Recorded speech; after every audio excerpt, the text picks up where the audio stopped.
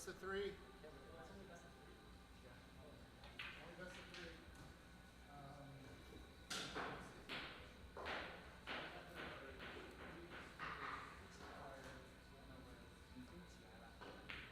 Still 2 putbacks.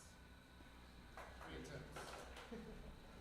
All right, ladies and gentlemen, we are live here at the Ox Classic. This is the semifinals. Got a pretty good matchup here. Quay versus Prathamesh Sawant.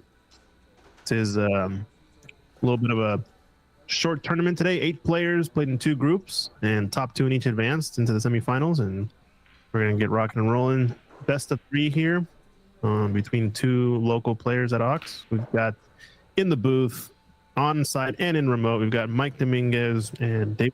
How's it going? Great, Christian. Yeah, this should be a good one. Prathamesh definitely a strong player, and Kevin Quay, he's no slouch, that's for sure. Definitely to make it into the knockout phase of this tournament, you got to be able to score heavily and be a tactful player. So I don't know. I'm not sure where this one's going to go. I think whoever gets the good chances to score heavily probably will take it. You have any predictions, Mike? What do you think? Well, you gotta like Prathamesh in this. No offense at all to Kevin, as he is a good player, but Prathamesh today has been very methodical, very deliberate. I can't say that he's been getting any rolls. I mean, everyone gets a roll here and there, but I think for the most part, he's been earning it today. Yeah. We've seen, I think, a couple matches from Prathamesh. So first time we see Kevin on the live stream today, and he's looks ready to go. So yeah, I think it is a bit of a toss-up, but I would probably agree with you, Mike, that I would lean a little bit towards Prathamesh today, just based on how he's been playing, and I think more so how he won the match against Angus is what leads me to that conclusion. Not super fully convinced of the match he had against what was it? Was it CC early? No, he played Dave Daly. I don't think that Dave necessarily brought his best game. I think either player really brought their best game in that one. So, yeah, I think it should be a fun one to watch regardless, though. Yeah, it's always interesting after a meal, after a break. Things kind of get jumbled.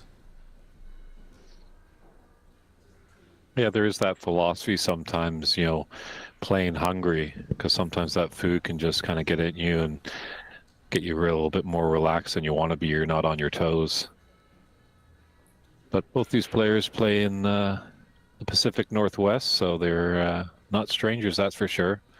I think Kevin will definitely be respecting Prathamesh's ability, so not want to take on some careless shots. He's going to try and tie him up.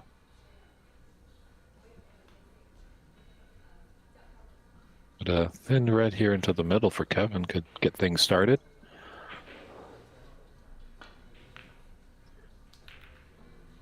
Oh man, that's unlucky. I don't know why he hit it so hard though. Maybe he didn't like that angle and he thought maybe it could happen, but he's doing this. Kyron, isn't that a Kyron shot? I've seen Kyron. I'm not sure. That may be a Kevin Quay special. Might just need to trademark that and get the T-shirt. Kevin Wilson. I think the camera was blocking that, but I think he just took the tip of his cue and knocked it towards himself. Basically, it was kind of a fun shot.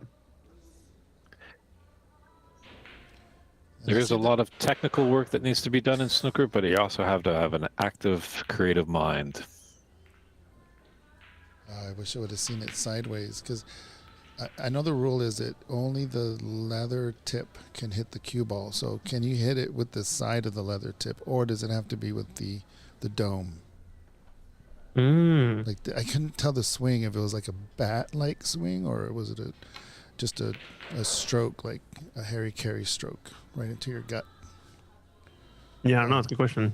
I think he's missed the whole ball here.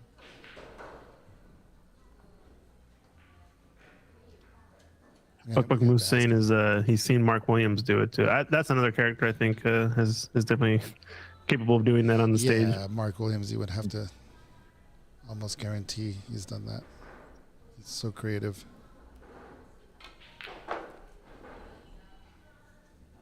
Looks like a 4-point foul then for awarded to Prathamesh, so 4-1. Ooh. Oh, that's gonna hurt. Only upside is that he hasn't left the red, either red that are really close to the corner pocket, from what I could tell.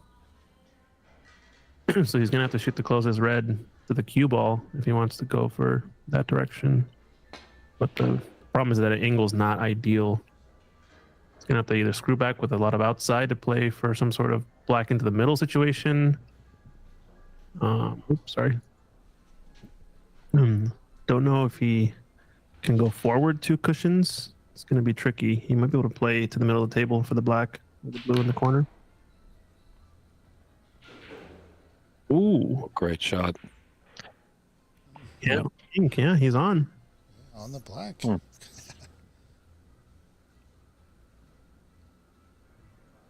Yeah, definitely needed a lot of cue power on that one. As you saw, the cue ball jumped a little bit as it came off the red.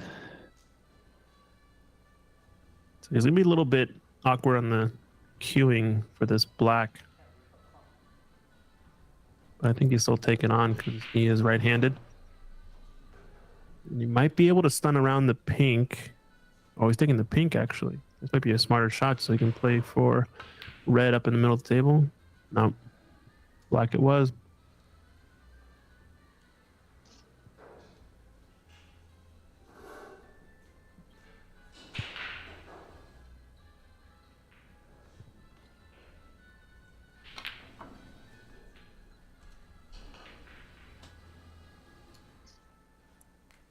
Yeah, this thing cut into the top right. He's going to possibly come off a couple of cushions. Can be play up for the blue.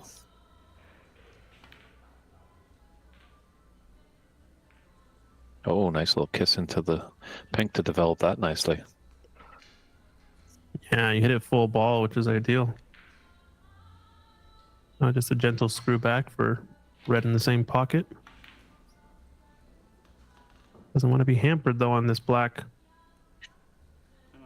Yeah, a little surprising that he didn't just follow through with that pink into the middle, because he would have been onto this red into the opposite middle. But awkward bridging, no problem for the K-man, Kevin Quay. Made it look easy.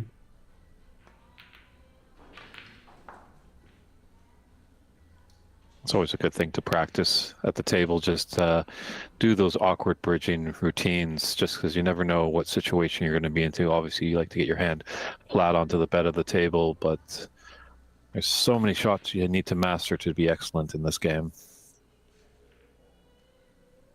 And one of them is queuing straight towards yourself. apparently. That was a nice break.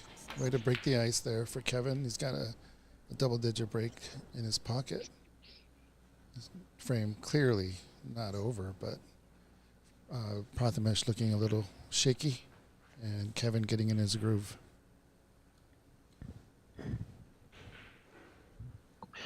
It is definitely something, yeah. You just got to have some time to feel comfortable and get into that groove. I have to say, I was fortunate enough to participate in the media tournament over at the World Championships this year in Sheffield. And the first match I had was just horrendous. You know, I'm not used to playing on these heated tables and very slick cloth. But once you had a few matches under my belt, I was like, okay, now I felt comfortable. So was that a foul? I think did Prathamesh make contact with that? Looked like a foul from both the screen and then his reaction. But I don't see them scoring it yet.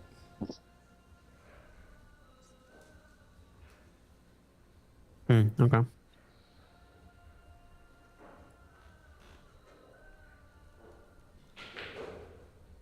Explain to us, Dave, what is the media tournament? What do you mean by that? I don't know if all the folks at home know.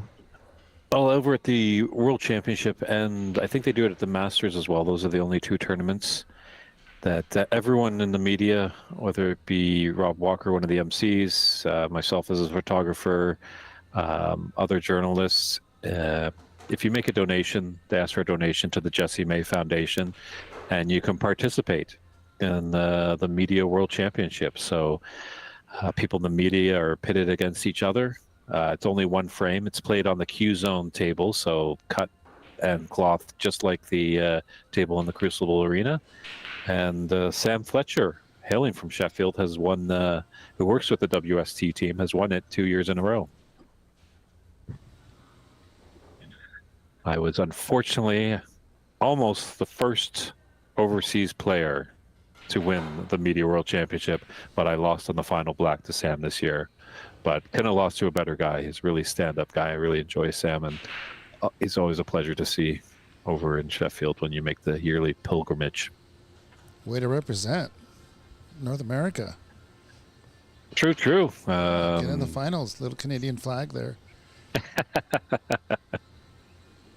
But that also means that Christian and I are now part of the media, no? Aren't we doing media? Couldn't we do the media? Definitely. I could throw some bones to the Jesse May.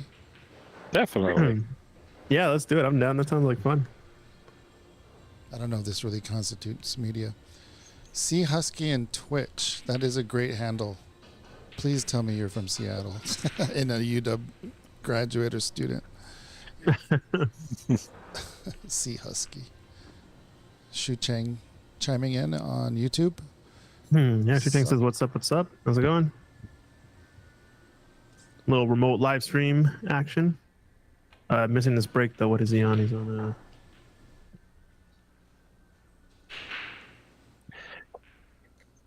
Yeah, I think they're getting aware over in Sheffield and on the world scene that there's something going on in the Americas. As obviously the media tournament's just all for fun and stuff like that, but Igor Figueiredo of Brazil is the seniors world championship this year. So that's good to see. Yeah, it was pretty cool seeing him win the final.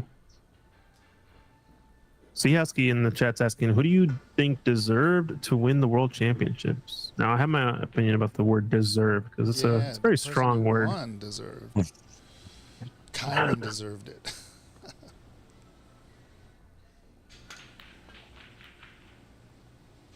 Well, I have to say this year's champ, it couldn't have gone to a nicer gentleman. Kyron is a stand-up ambassador for this game.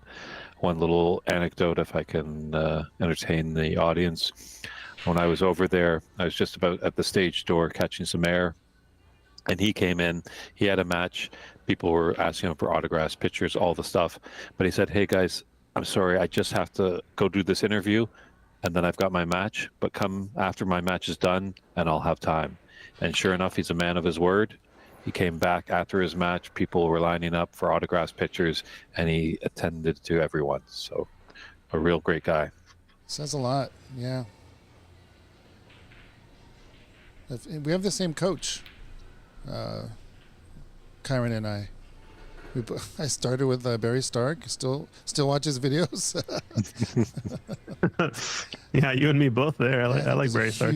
Barry Stark team, right? Yeah. Yeah, it was good to see him. Good to actually see him at the after party sitting with the World Championship trophy in his lap. So that's just a nice thing for him, as he's done a lot of hard work to improve Kyron's game, and it looks like it definitely paid off this year.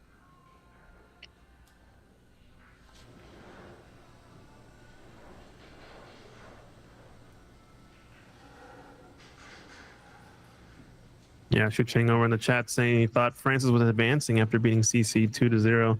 Yeah, we all thought so. I thought I had a chance too, but we knew it was going to be a tiebreak. I know Mike and I had brought it up earlier. And it ended up coming down to the high break, I believe, and it was a difference of 4 points, believe it or not. Yeah, that's the second tiebreaker. So first tiebreaker, everybody was still tied. Oh, wow. Yeah, so it came down to the second tiebreaker. And the third tiebreaker would have been a respot black. Interesting. No blue ball off the spot? No blue ball. This isn't pool. We don't do shootouts. I remember for BC Open, right?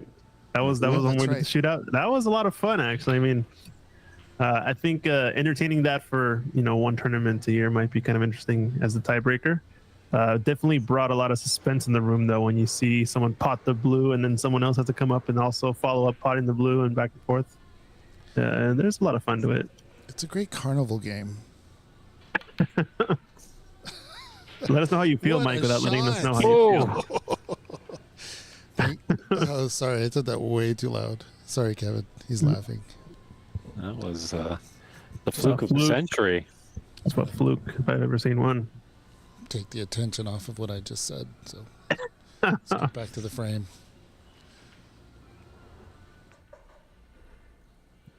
Shu Cheng asking, I thought she lost fewer racks than Cece or Kevin or both. What was the first tiebreaker? Yeah, I think the first tiebreaker was Scores. rack differential, right? Yeah, Score? The first tiebreaker is head to head. Head to head, yeah. Second tiebreaker is high break. And so since we do round robin with matches, frames don't really count. We don't count frame scores. We count match scores. Oh, you don't do frame differential then? No. I see. Okay. That's something that we've just kind of evolved into doing. I think at one point we did do frames, but that was when we didn't do best of in round robin. So in other words, we would just do in round robin, everyone plays each other twice. And in that regard, we would do a frame count. But I think what frame differential is a little bit different than frame count, if I understand. Right, there would still be a differential when you're only doing frames, but when you're doing a best of, I think the higher priority is did you win the match? Yeah, sure. No, it makes sense. So it could be an option to put frame differential in after high break or before high break. I guess is like having 3 levels of what do you call it? Having 3 levels of tiebreakers even, so that way you don't even have to get to a black ball respot. It might be another idea that we can implement. Yeah, I think we're all working together to just give the best experience. I think more and more now, our tournaments might be a little bit more cutthroat. Just saying because we're getting a lot more interest into it. I think in the beginning stages, we just want to create interest, get people involved, and make sure they're getting value for their money. So that's why I think a lot of tournaments went to the round robin stages, just so if you're making an entrance fee, you feel like you're getting your money's out of it, even if you do not move on to the knockout phase. And here at Ox, especially with speaking of value for the money, I mean, the people who got knocked out are welcome to play on the warm-up table. We still got Angus and Ethan enjoying themselves. So we do keep a table open for as long as the tournament's going on and players want to play. They've paid their dues, so they get to play. So it's really quite a good deal playing a tournament here at Ox.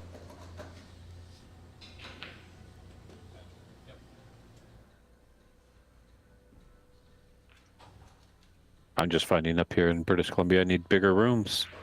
I had to use 2 rooms for the BC Open as we had 52 players involved. And, oh wow! I think I might open it up to 56 next year. So, I think one of the big things is when you do round robin, sometimes if you can have like 2 people moving on, but talking to Lance, who's a great help to me, Lance Bromlin, streaming, tournament directing, all around great guy.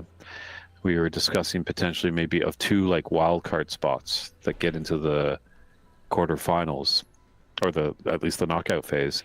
But the one caveat is you have to play all your matches. So you could be like 0-7 in a group of 8, but if somehow, I'm not sure how we're going to work out the wild card right now, but it's kind of like it's just added bonus to keep people playing, because sometimes when people are at the bottom of their group and they still have a couple matches, they'll just probably won't show up. So that's a bit unfortunate. You could do a way where if you have an odd number of groups, for example, and you need to fill 1 more spot in the bracket, you could just do a wild card amongst all the players in all the groups that are remaining, and just do a random draw, for example, or something like that. But yeah, like I said, it requires a participation in the rest of your frames. Otherwise, you're not, in the draw, basically. It's not a bad idea. I like that too.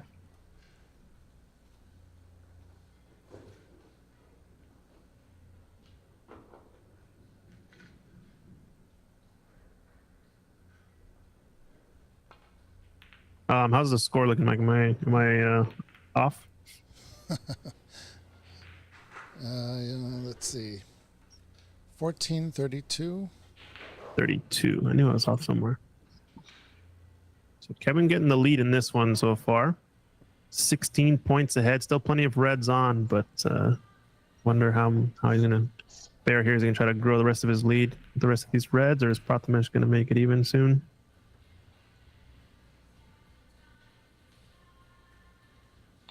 Yeah, there's only that one red that's kind of safe on the right cushion. Obviously, two balls that are like on the left and rightmost side of the black near the top cushion could be a bit tricky. But I think whoever falters in the safety exchange, the other player's going to have to pounce on that because a lot of points can be made at the top end.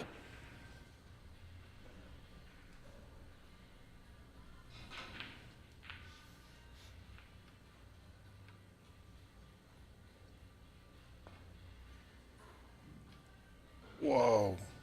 Lucky and unlucky there. Oh, no. No free ball, so I'd be tempted to make him shoot from the new position. Actually, no, this is a better spot, probably. And the ruling on this tournament is 3 attempts, 4 putbacks for a foul and a miss. Correct. Yeah, two Okay. 2 putbacks, 3 attempts. Okay, thank you. And then do you have any concession rulings? Maybe just in the round robin? In the round robin, it was 2 snookers with no reds, and here it's 3 snookers for with no reds. Okay. Yeah, it should be 14-36. Kevin getting those 4-point foul. Yep. Ooh, C. Kevin. Husky asks, is there any players from North America that can make a difference in snooker? In professional snooker at this point? No. Is that too harsh? But to make a splash in professional snooker would take tons of practice, discipline, and I don't think we have the infrastructure in North America. I think Canada at one point did, and probably has a stronger infrastructure than the U.S., but we're in our infancy here in the U.S. I think in terms of skill and or potential, I think the answer is yes. Yes, absolutely. I'd have to agree, and I think maybe the 3 people that everybody's listening to, not to toot our own horns, but we're doing a really good job to promote the game, and that's going to get younger people excited, and we've kind of created a platform where they can play. So, as I said, they didn't get to the moon on the first Apollo mission. It took them all the way up to 11. So I think we're laying good groundwork. You guys, Christian and Mike, down there in the Pacific Northwest, Seattle area. And we're seeing a lot more things popping up, as we can see with this 10-city tour in the U.S. and a lot more events going on in Canada as well. Yeah, and these are just barely emerging, right? So it takes an emergence, and then it takes notice, and then it takes like building a champion. So we understand where we're at. We understand where we need to go and how long it might take. So when people were trash talking North American snooker online, we're just like, all right, we'll get there. Yeah, we'll see you on the other side. We'll so to see ya. speak. All we got is time. Yeah. I'd hope more and more people would be able to see that this is the amateur game that we have here. Everyone pretty much is coming to the table because they love the game. It's not paying the rent for them or anything like that. And it's kind of a tale of two opposites, where you look at the pro thing and you don't think they miss, but it's exciting when they do miss. Right. And the amateur scene, they're going to miss, but when they get on a long run, that's when it gets exciting. Yeah.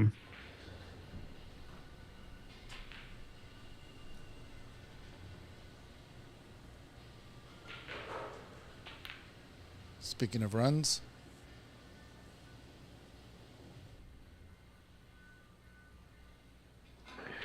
Yeah, this is looking good for Kevin Quay to get the first frame on the board. Tight races too with these best of 3. He's on the verge of taking the match if he can take this first frame, but That's a good question by Xu Chang on what's the route for North American players. There's actually a couple routes. There's the Q Tour, North America, and there's winning the PAPSA championship. I believe that's still a thing. You can correct me there, Dave Burney. yes, the PAPSA event this year that will be held in Montreal, there's an open and a seniors event. The open event, players are playing for a 2-year card on the professional circuit, and then the winner of the seniors event will play in the World Championships senior Nice. tournament. And that's where we saw Igor Figueiredo win it this year, because he won that tournament down in Rio last October. And there are more and more Q Tour events popping up. As a Jaya Pradhakar, the head of PAPSA, has started to develop and talking with the WPBSA to get more of these Q Tour events up. And we did have one last January, I believe it was, in San Jose. So more of those are going to pop up in America and Canada and down in Brazil, and hopefully even more countries in the Americas. And then winners of those get a chance to go over to the final Q Tour stop. This year it was in Sarajevo. And if you win that tournament, then you get a tour card as well. So things are opening up more and more. So in other words, the PAPSA championship. No, just kidding. That seems so daunting, the Q Tour. The easiest route would be the PAPSA championship for us North Americans. Mm-hmm.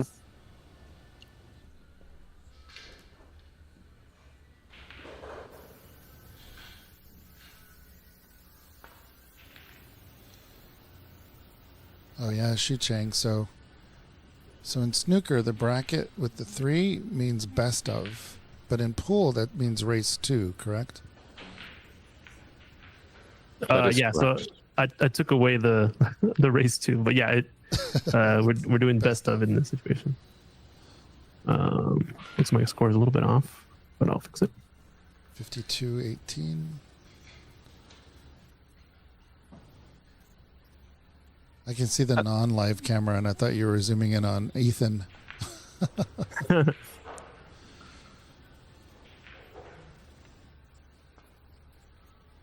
that's another thing that we're doing as well, just educating people. As I've told people, I'm going to commentate on a snooker event, and as I always say, people think I'm doing a dirty party trick or something like that. So as long as we get people aware of it, and the great pictures that Christian always provides, you do an excellent job as a streaming producer. People can see the game, and that's where you get inspired. As I saw it many, many years ago, back in the late 80s in Canada, when it was just kind of getting the tail end of the big snooker boom in the 80s, but still was able to see it and fascinated by it, but then it went away. So it's good that we can get it back onto the screens. Youngsters, boys or girls, can take a look at it and get inspired and go, Mom, Dad, I want to go try this Q sport. That was a big miss there for Prathamesh.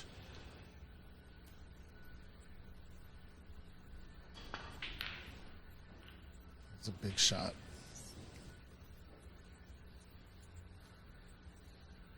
Yeah, this is the first Ox Classic, but there's been no short of drama, that's for sure. Impressive upset in the round robin that we saw with Francis Cho beating CCU 2-0. Obviously, Christian and Mike are well versed in these players as they play in their backyard, and they were tipping Prathamesh to take this one, but Kevin Quay has come out strong in this first frame. Yeah, commentator curse, maybe.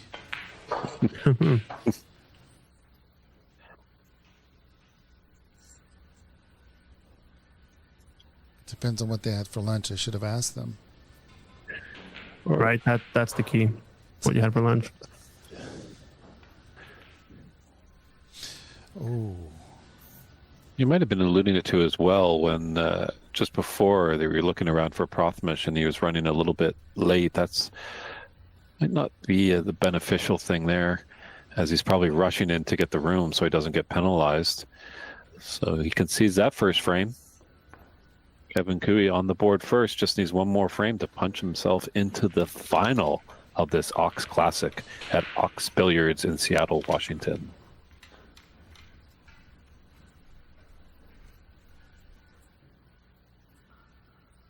Who's that guy? You want to talk about a little bit about the tour, Mike? Yeah, go for it. I would like to hear Dave Burney's take on this tour. Dave will be seeing him up in Vancouver before he gets down to Ox, but what are your thoughts on this tour? Did you talk to Sean while you were over there? Just in general, what do you think? I talked to Sean a little bit about the tournament. He was obviously, or the tour, I should say. He was busy with commentating, playing, and all the other things. But it's getting buzz. A lot of players have known about it. I talked to some players, as I said, I'm as well over here trying to see if other players want to participate in future installments of this North American tour. And they are aware of it. It's not like some foreign thing. They do know Sean's coming over. I think they were a bit surprised. They didn't know that Ricky had come over because he kind of came over kind of under the radar, where this is like the first one that's like really a big kind of world tour or North American tour, shall I say. So I think we're going to treat the magician right.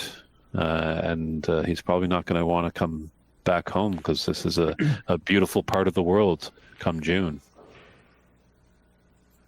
Yeah, it's very cool the way that we did this. We have a very nice group of clubs that are interested in building snooker. And we also spoke with quite a few players that may have been or may have not been interested in doing the tour for one reason or another. It didn't work out. So there are tons of players interested in something like this, especially in America. They love visiting, and if they can do some good work spreading the great game of snooker, then we get the kind that really want to do that. Like Ricky is just your classic example of somebody who does it for the love of the game. And then, of course, Sean is a great ambassador for the sport. We had Luca here as a champion that really wanted to come.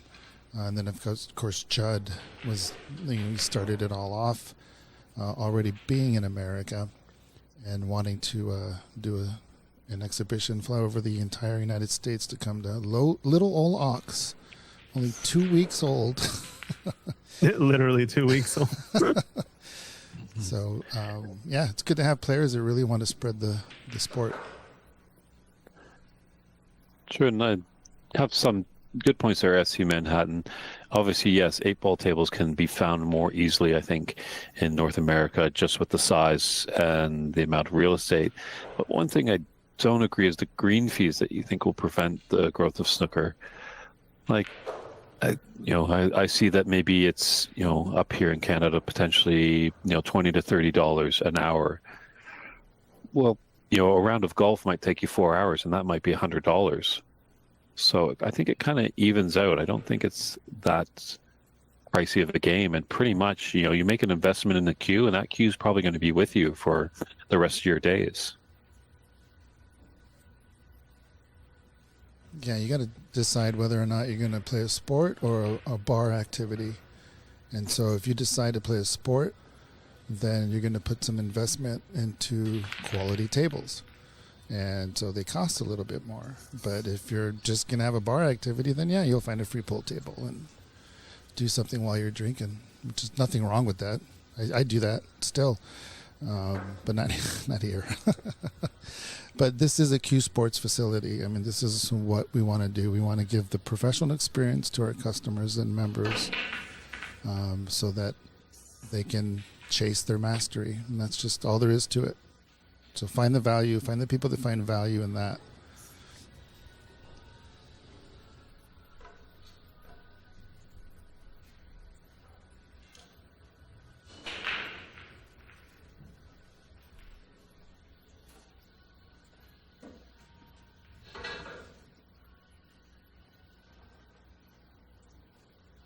So looking down this line, he doesn't have the look at this farmost red. What? Oh, he potted that off the other red. Wow, good shot. I was trying to see what he was going to do. I knew it looked like he was going to screw back a bit, but I didn't know that cannon in-off was there. Really well struck. Unfortunately, though, no real color to play for unless he can dig out of this corner pocket easily. Yeah, and running up to a bulk color is even tricky as well. So I glance off the green onto the brown. That seems to be the easiest way to do it.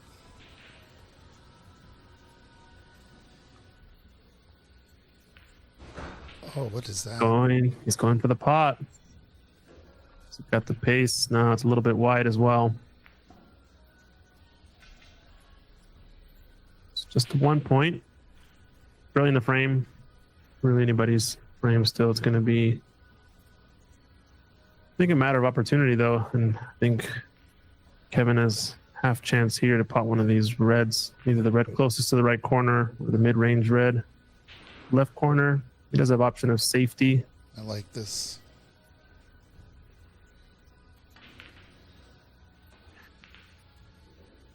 yeah, usually when you're leading in a match, you kind of have house money. You might go for maybe a more higher risk shot than you usually do.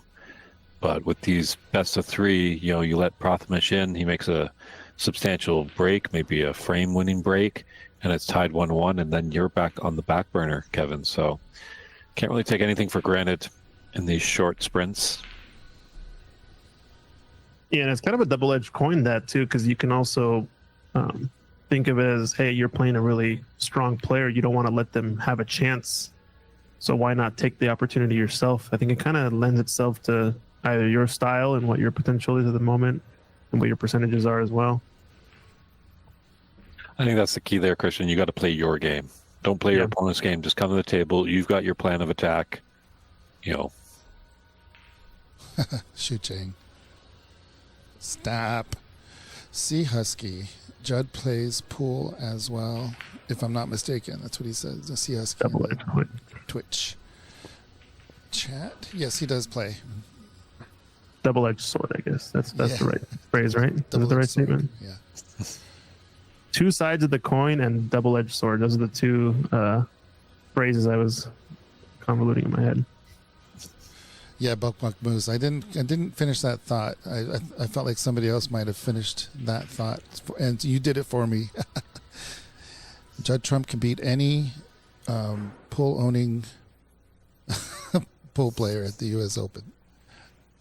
Isn't that who he ran up against? The first person, I believe, owned a pool hall. Oh, is that right?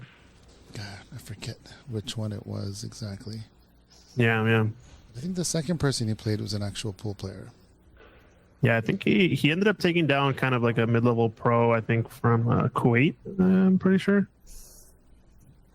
And then he lost to Shaw pretty easily. But Shaw was on one in that match too. He was doing Shaw things.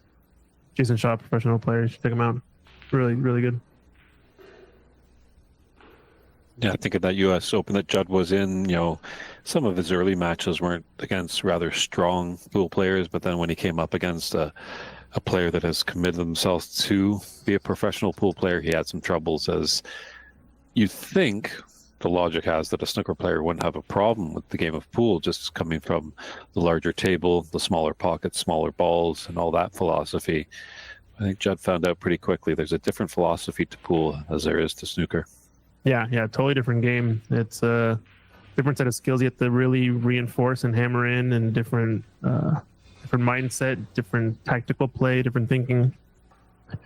I kind of like looking at it akin to like darts versus archery, for example. I think that's a good comparison, where in darts, you might be closer to the board. It might be easier for you to have better results at making the dart go in a specific spot, but so can your opponent. So it's kind of a trade-off in that respect, and that both of you can achieve excellence in the same way. So what distinguishes players, maybe, who has that small edge better, or, certain types of tactical things are different. Whereas in snooker, it's treated more like archery in a way where You have to like play your percentages. Each individual shot might be more difficult to play in terms of potting, but there's a whole different aspect to it that mind games play into effect, what types of shots you do that even pool players probably would struggle with. So yeah, I totally agree. It's a very different game. Ooh, that's a shot Prathamesh would like to have back. Absolutely. I see him make it 99 out of 100 times that shot. So Joe McGee, that's his name. Thank you, Shucheng. Sorry, David Bernie. Yeah, Joe McGee. That's right. Oh, bumped out the black here, but he's not going to be nicely on it. He's going to have to shoot this in the corner, but he does have a super thin cut at it. He's going to lose his cue ball if he goes for the side pocket, though.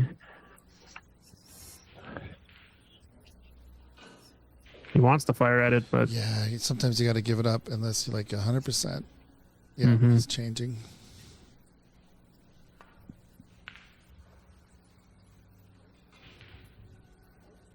Yeah, nothing but respect there.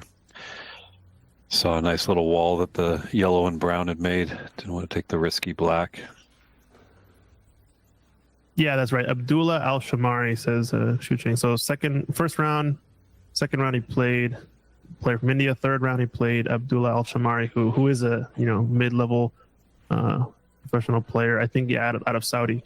And Judd did play well in that match. Relative to the other matches, I think he probably played the best in that one. And he ended up losing to someone, Hill, I think, or it was pretty close in the B-side match that he lost. You guys can go back and watch that. I think all those matches on Matchroom's page.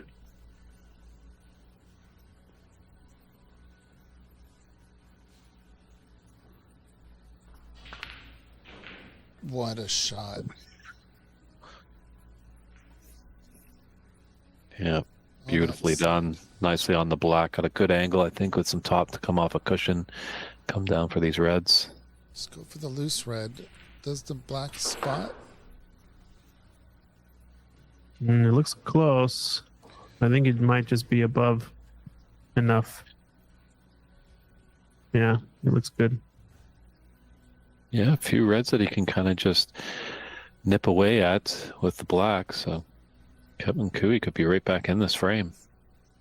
Like playing for a similar high angle on the black here, just to get that same type of shot for the next red right above the black spot.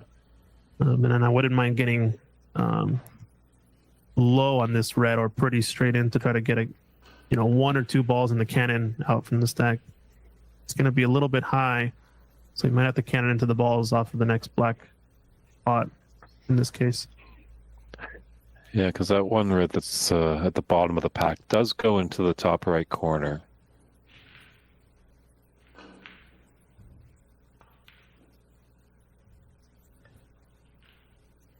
Got a good angle for it. Yeah, you can get to this last red then. I'm gonna say it's a little bit flat, but you can end up coming okay. Might free up the other red. Beauty. Maybe. I think you shoot this with the high ball and just try to nip off. Yeah. Oh, is he shooting the red into the middle pocket? Maybe. If he shoots the red to the right corner with a high ball, he might be able to drive through the reds and get to the right-hand side of the black. And if he's not on the black, he'll be maybe on the pink. He's taking this and just screwing back. I didn't know this red was into middle pockets. This is a good shot if he has it. Definitely very nice. Yeah, these camera angles, they're tricky sometimes. We love them, but they can make us look like fools at times. Yeah. Right now, I always delegate to, he might be close. I think he can see it. Yeah, and that was the only issue with that shot is he came a little bit too far back. He didn't get high enough on that black and try to force the angle there. Tough shot. Nice little 25 break there.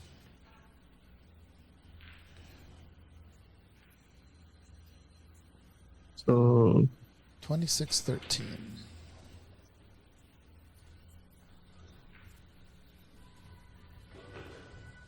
I think Prathamesh can get the angle on this red on the lower part of the pack there. It's that one right above it, just adhered the potting angle. Yeah, it looks close, and there might be a chance at a plant later on, but it looks like it's kind of driving towards the long rail, kind of the high part of the pocket, if it's at all threatening. Good pot. Yeah, nice cue ball. Mm-hmm.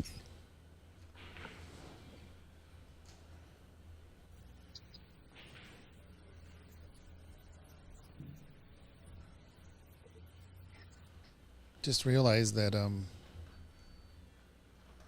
gonna probably go to Lost Lake after this, and I don't have you two to go with me. That's a bummer. It's one of the drawbacks of having a remote commentary. Yeah, True. been a Lost Lake in a little while. They are not a sponsor, by the way. Not officially. Uh-oh. Oh. Opened up a red here, but I don't know if it pots.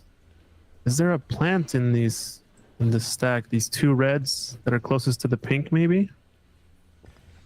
Looks like it might be lined up again, kind of high. The original plant I was talking about looks like there's a gap, so we might be able to still shoot that later on in the frame if he doesn't disturb him here. Oh, wow.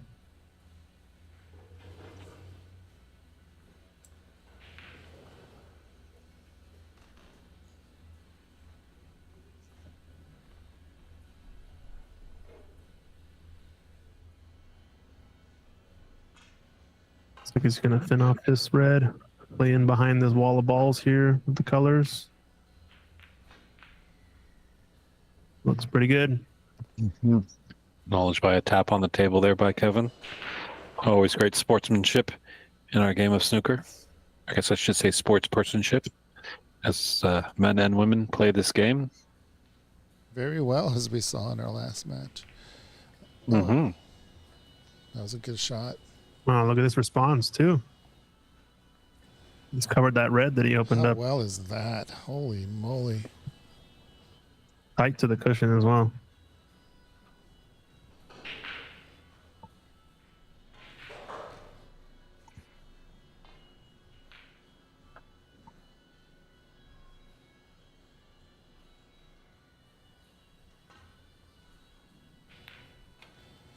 It's so hard to hit center ball. Yeah, definitely. When you're up against those cushions, you got to be really concerned with cueing it directly, because any putting it down on top, you could put some unwanted side. And fortunately, Prathesh might have done that a little bit there, as he's left Kevin a chance.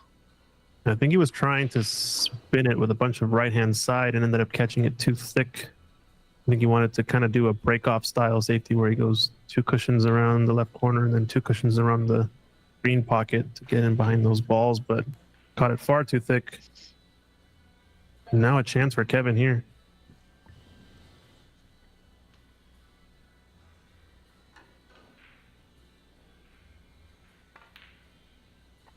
Kevin, I always knew you can do it. I had no doubt. He is determined. He is focused. This looks like a great chance to win frame and match for young Kevin.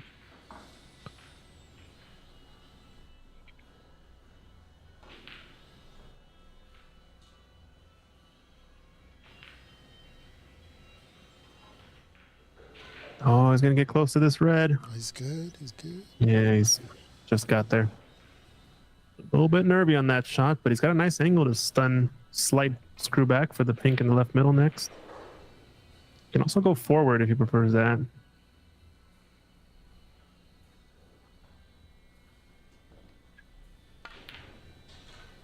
Oh, no. He thought he had it. Is he losing his balance, or was he going on to the next shot? I think he was moving the next shot. Yeah, he had already gotten up before the ball had gone down. Mm-hmm. Yeah, pink dreams. Got to remember, stay down on that shot until that ball goes into the bottom of the pocket. Always a good mantra to have. So, Rotham is trailing by 27 points in the second frame. Still enough points on there for definitely him to take it. I wonder how important that red's gonna be for the rest of the match, because getting that red plus pink would have put him one more red in color away from snooker required.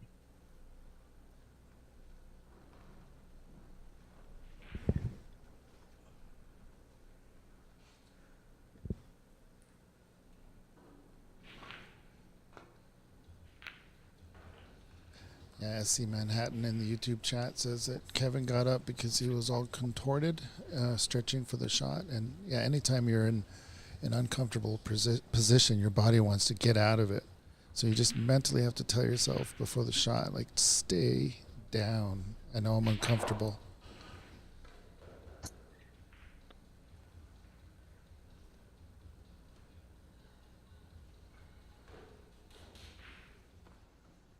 So a little chance here for Prathamesh with this red into the left middle.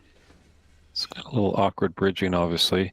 Got to put his bridge hand on the rail.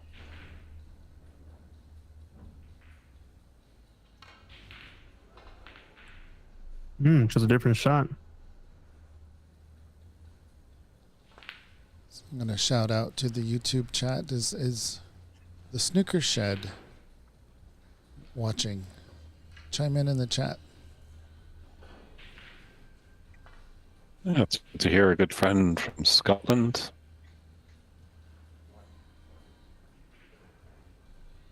Calling all snooker sheds. Kevin leaving the shot again to left middle. I wonder if Prathamesh once again is going to play a safety, or yeah, he's still poking away at this last red, trying to get behind those three colors up table.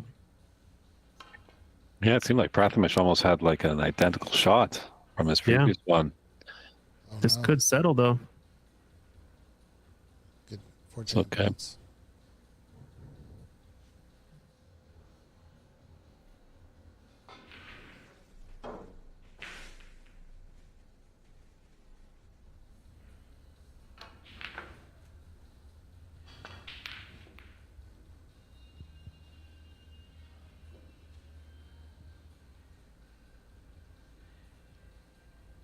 Well, now he's left a red into the right middle. I think we're going to see another safety though. What do you think? He's passed up these reds to right middle a few times. Yeah, do you want to like grab the frame and just play aggressive, or do you want to continue on with your safety play, hoping your opponent falters? Yeah, it looks like he's going to send the red back down the table and then try to get behind that group. A little too strong. Yeah, and a bit too much angle.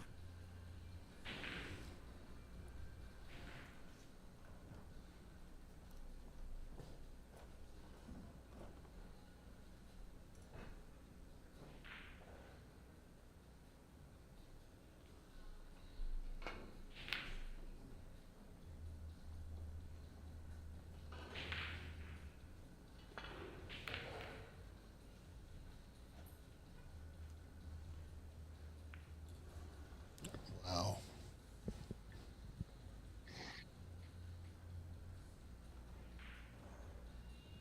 Doesn't really change the spacing in terms of how many balls there are to hide behind there, but definitely changes the clearance ability of this, and maybe could come into play later, because where that yellow brown sit could lay for an easy snooker later on in the frame, depending on if you can get the white back there.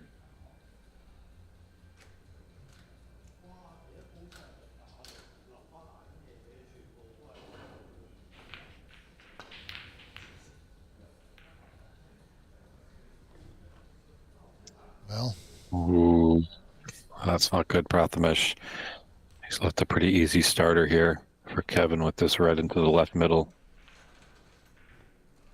And this goes back to those pots into the middles.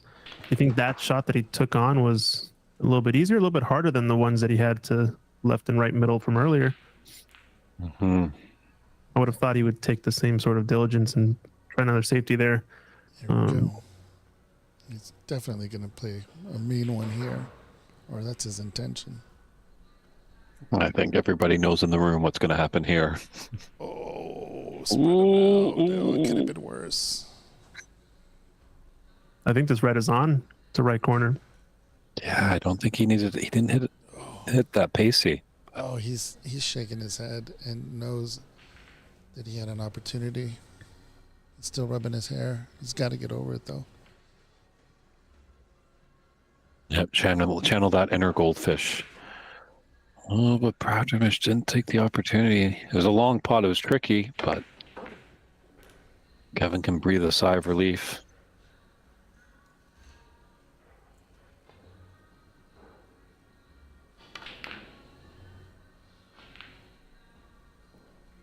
Would have been a huge pot if he had made that double, because one more color would have put him in Snooker's required stage. Or actually, no, he needed a high value color to do that, I guess. It's getting down to it. We have a result coming in. So after this break from Prathamesh, we'll let you know what happened between Chris and CC. Ooh, our other semi-final match. Exciting.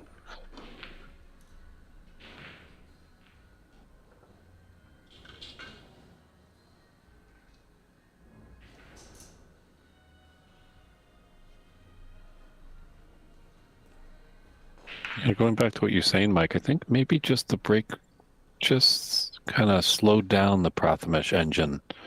You know, he was definitely in control of his group,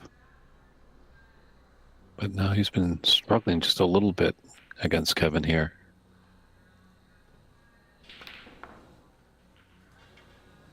It was a massive pot there. I think he knew the gravity situation needed to really bear down and make that pot, because he needs as many points as he can get before he gets to the colors. He's got a couple options here. He could give up the points and choose to just play the snooker on this last red. The problem is it's pretty accessible. It's a big pocket. If you're doing the pink ball in the yellow pocket, that's a big pocket. Yeah, he can kind of go off of the red and open it up in a way, huh? It takes the pressure off, at least for me, when I see that ball helping me out.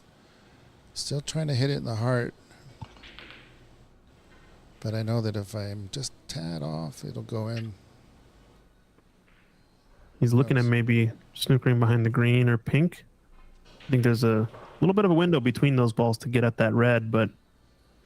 So right now we got a score of 41-14. Oh, 14, yeah.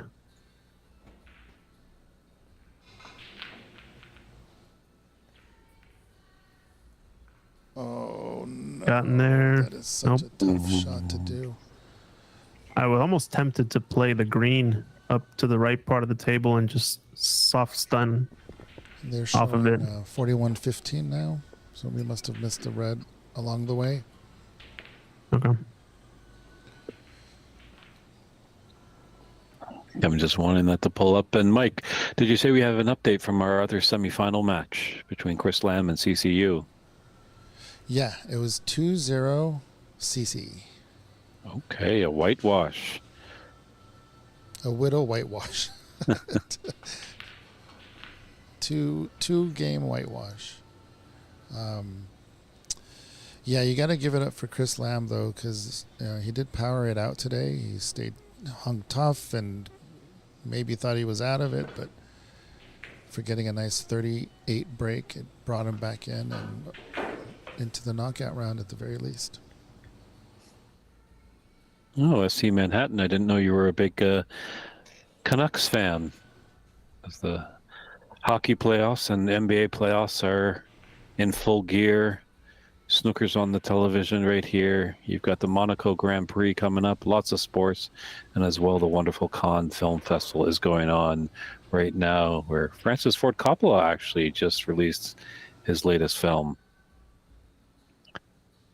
And Prathamesh does not want to leave that ball there. Devastating right here. This could be end of match.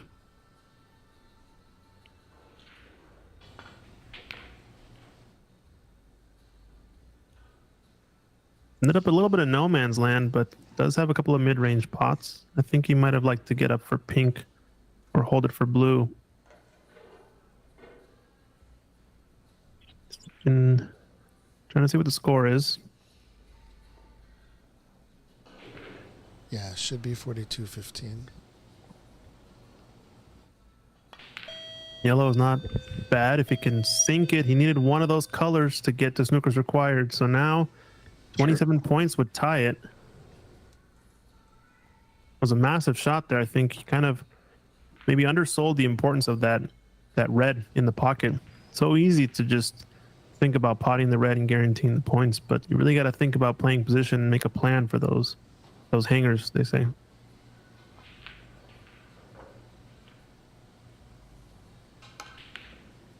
It was really any color. He needed any color. This would be devastating if Kevin loses this frame as a result.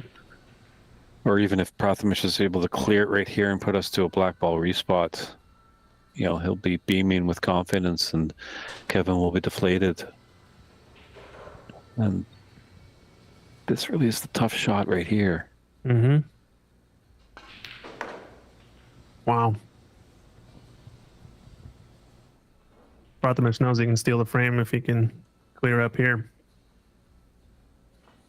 Yeah, he's got that emotion back. I think after he missed that red, left it in the jaws, I was looking at his body language and he was not disappointed or upset. He was peeved. So sometimes it, you know, you need the blood to increase pressure in your veins to kind of wake you up. He's not out of the woods.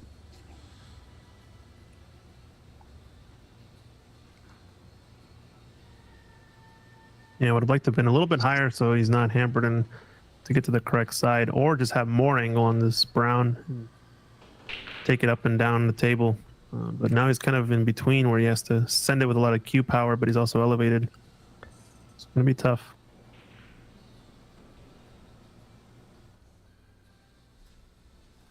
So I got a question. Why not roll it in and play safe? I mean, it looks like he's trying to do quite a bit to get on that blue, but I mean, the angles are tough to tell, but am I wrong in thinking that? I don't think you're wrong. I think it's just whatever your percentages are. I think he knows that the blue's very available, so he wants to take the opportunity he can. So he's kind of fighting that urge to want to clear up.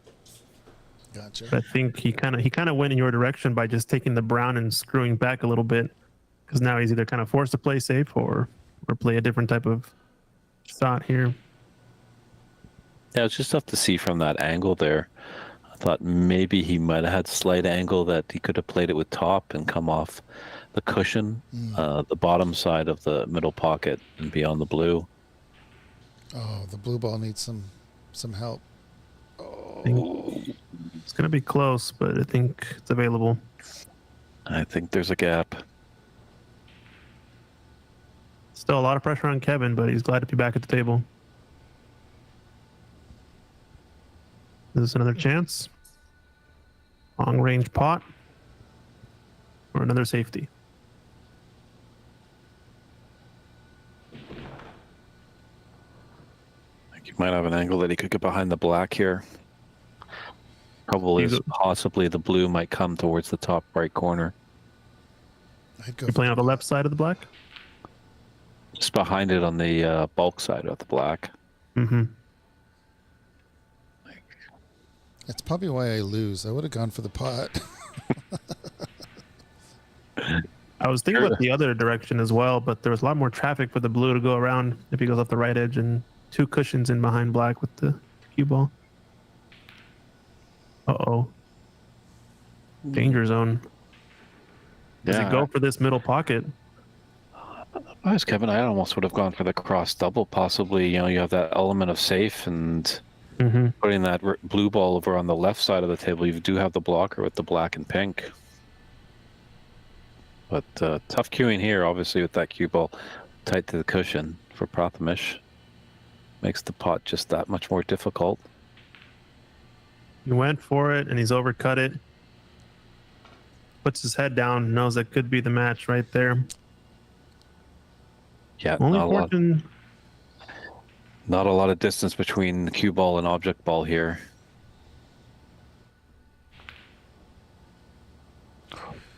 I'm gonna say the only benefit that he has there is that he kind of left it betwixt and between, just lined up to the middle of that rail. So either middle or corner would have been kind of a tricky pot. I'm just surprised he missed it by that amount, being so close to the ball. Can't squander this now. You've had your opportunity. This is a potable blue. It's got to bear down like that other one earlier and It'll leave you for knock the it peak. in. Absolutely. Just with the thin angle, it's going to be definitely running down to the top end. So I think shape is going to be pretty tough to get on the pink after this. So just put all your concentration, make the pot, and see what fate delivers to you. Oh no, it didn't. Overcut it. Oh, he's going to be steaming right now. Yeah. Great chance here for Kevin. Frame and match to punch his card into the final to face CCU in this inaugural Ox Classic. Just looking at the scoreboard. Kevin Quay, well done. Takes down a giant of this tournament in Prathra Sawant. Wow. That's the match. Not Well as done. we called it. That's why they play the game, right? That was definitely exciting. It's been a great day. I hate to bid you guys adieu, but I do have to go. But this has been great fun hanging out with you guys again, watching some great snooker commentating on, and all the fans out there that have reached in with their comments and questions. You know, Christian, this is dynamite work with all the pictures that you're putting up there. Shows us that we can do this stuff kind of remotely. So that's a key to all those beautiful tournaments there in the USSA. So let's get more coverage of these great events. And Mike, obviously, thank you as always for all your great work that you're doing down at Ox. Maybe someday I can import you to Canada. But you guys keep up the great work. Have a great final. And thanks again for everything. Thank you, David Burney. It's been great having you. I'm glad that you joined us. Whatever's going on at 6, I hope it ends up a nice evening for you. So take care. Thank you, Dave. It was good having you, folks. Dave Burney from Snooker Canada, from PABSA, from USSA, from Snooker, the voice of North American snooker all around. You guys have heard him before on the channel, and he'll definitely be back for some more action. So we'll see him later. And I think we're going to take a quick break here until the finals start. So we'll be right back. Don't want to miss it. Finals CCU versus Kevin Quay.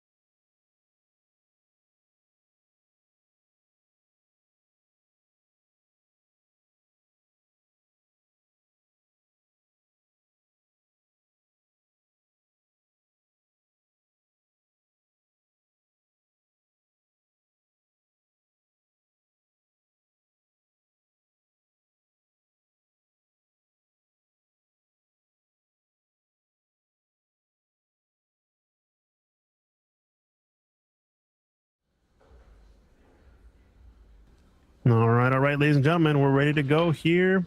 The final, Kevin Quay versus CCU, the Ox Classic USSA Tour Stop. Nice little break off there as CC approaches the table. I want to introduce a guest in the booth. I've never seen him here at Ox Billiards. He says he's been here before. We'll have to test his knowledge, but his name is Matt. Matt, what the heck am I talking about? Introduce yourself. Hello everyone, my name is Ethan. I came here I think maybe like 4 years ago together with CC or to view one of these finals.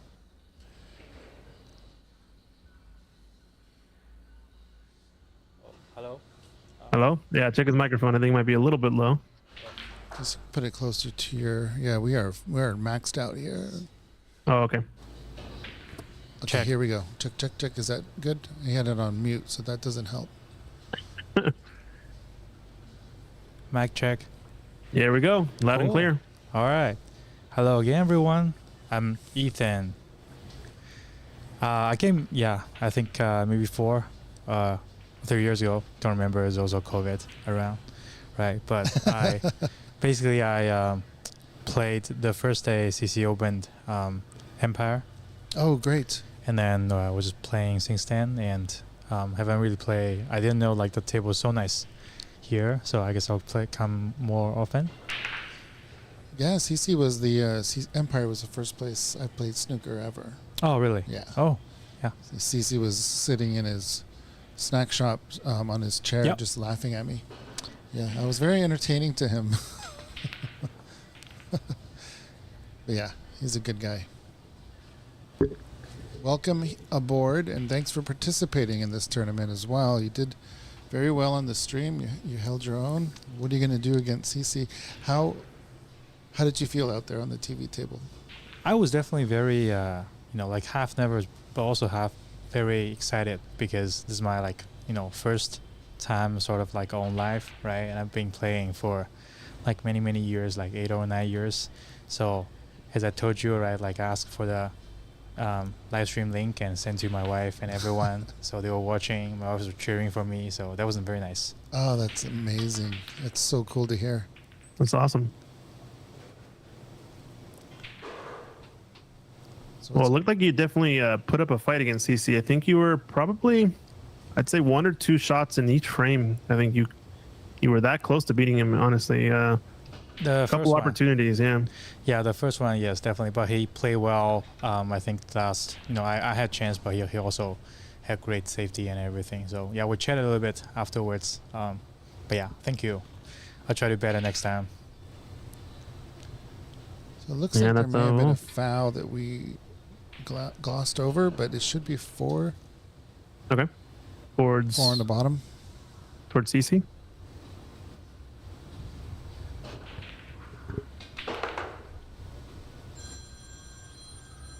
Yeah, I'm not sure who's on the bottom. Okay, we'll check. CC's on a break right now. 6, Yeah. it looks like. Yeah, he's on a 6 break.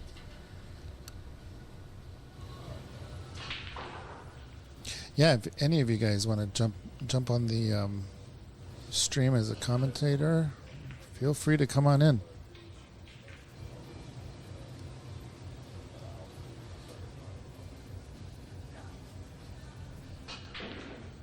Okay, so CC got the foul points, it looks like. Yeah, Cool. that's right. So off to a start, 10-0. Plenty of reds on. Pretty conventional table layout so far. I think both players well equipped in the long pot department. So far, Kevin's been kind of the higher flying offensive player, except for I think CC does have a 68 break registered in the first match. I think that's been high break of the tournament so far still. Unluckily, that was against me. But granted, that that's was really to his come best. back and catch up, right? I think he needed that 68 to win the match. Yeah.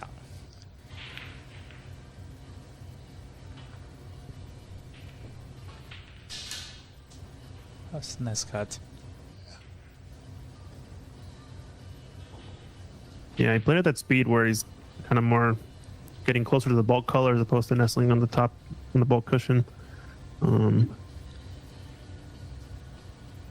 It's kind of a range of speeds where, if you hit it a little bit too thin, you can sometimes get a little bit fortunate and come off the bulk cushion underneath one of those colors. But CC opting to play the other safety around the table, take away the right half of the table for Kevin to kick at, since all these reds are jumped up on this left long rail.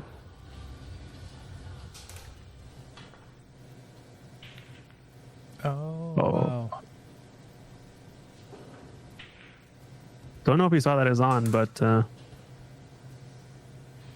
not much he can do from here in terms of positioning to get back up table for the red. So probably going to be seeking a safety. The Yep. brown where it sits will tuck him up tight to the bulk cushion.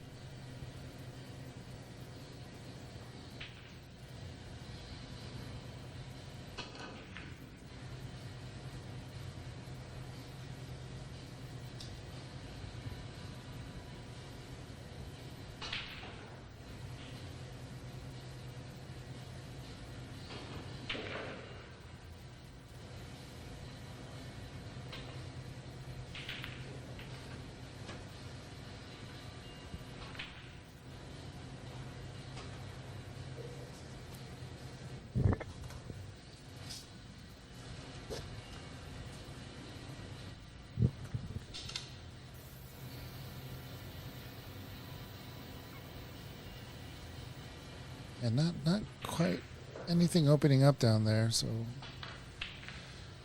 good safety here. Oh, it didn't get there, but This red is potable, right? But it's going to be tricky. Yeah, CC looking. it's not screwing back.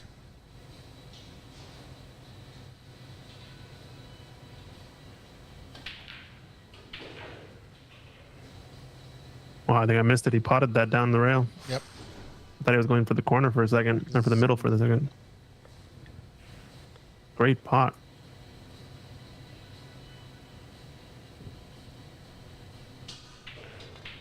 Terrible camera work, but great pot. Sometimes just miss one or two. But this is looking great. It's got a few reds opening up. Yeah, soft little touch here for the pink, maybe. This is nice, playing one cushion out. Doesn't really want to spot the black yet until he picks off this red nearest the black spot. So it's going to cause a cluster. Might be able to get to it now if he's straight enough, but looks a little bit too low. So that cue ball went a little long there, Yep. Ethan. Okay. Is that what your experience was on these tables? Just trying to get used to that speed? Yep. Sometimes it can be very fast and keep rolling, doesn't stop. But I think Yeah, it's kind of. no, sorry. Go ahead. Go ahead. I was going to say that I think by now, players should, really used to it.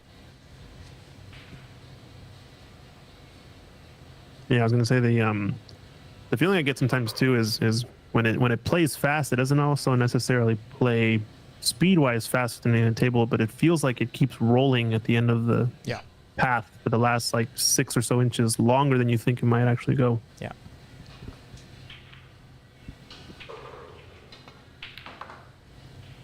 So it plays Ooh. fast and long. Fast and long, yeah, they're similar in respects, but they're kind of different in some way in terms of thinking, I Yeah. think. Agree. Especially when you play sort of like this down, type of Mhm. shot, right?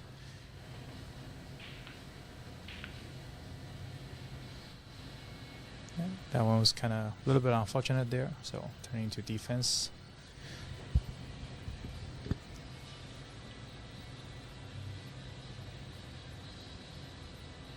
Again, I think he wanted to take away this right half of the table. It's going to be the key, I think, for forcing the next mistake.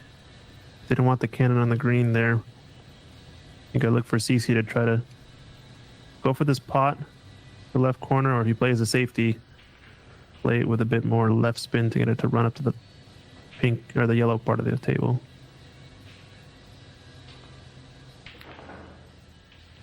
Nice pot. I'm not gonna guess if the pink is on with this angle. Yeah, I'm gonna guess that it is on. That's been my go-to now. It's on. Yeah. So It's got to be on. It looks on. Oh, this angle tells us, I think. It's very close. It goes. But yeah, just when in doubt, it's on.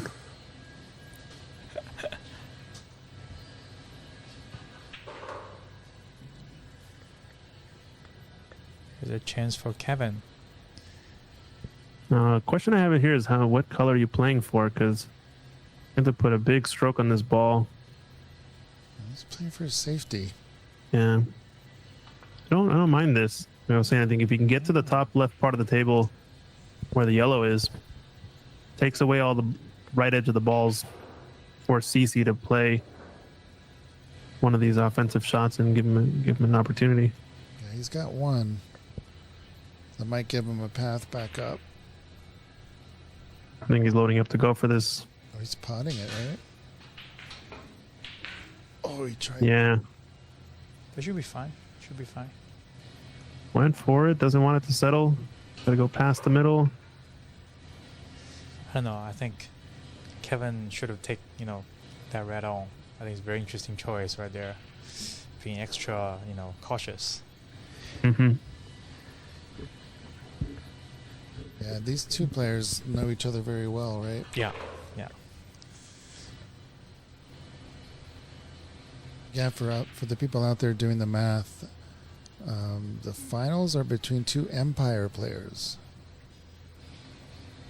So us Ox players got to get the move on, get some practice in, start representing in some finals. I was gonna say he's left the long pod, which should be pretty difficult, but Kevin made that one look pretty easy. Yeah. Sometimes just Kevin when he's on, he's just keep making this type of shots. Got to play for this red. Nearest the left corner next. Very nice. Yeah, doesn't want to get hampered. Nice. It's pretty good. He's a fellow left-hander though, so he's going to be pulling the rest out here. I know the pain. Let's go easy. I mean, forward it looks like. No, he was actually screwing back. Okay. For a second, I thought he had a high tip position, but he was just a little bit elevated on the bridge on the rest. Well, didn't leave anything on. Yeah, probably safety coming up from CC. Just play into bulk and push this red back down table. I don't know what else really to do here.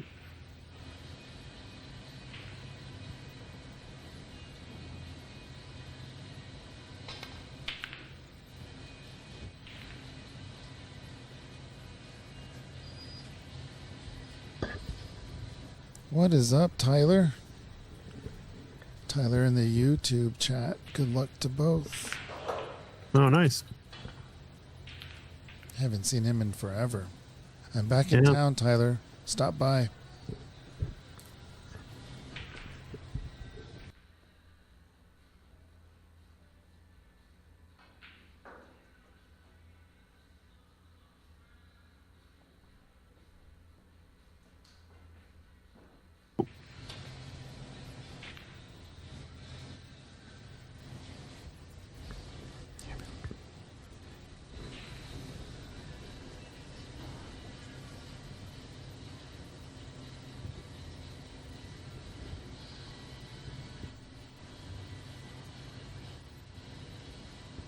Your chance. You going for this pot here, Ethan? Yeah. Very close.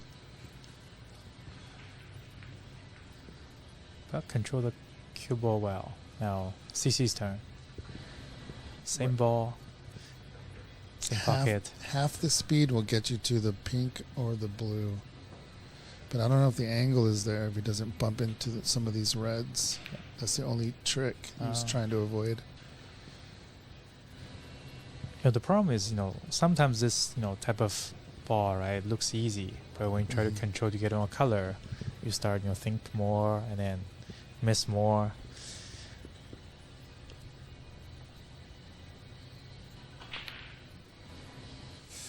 Ooh.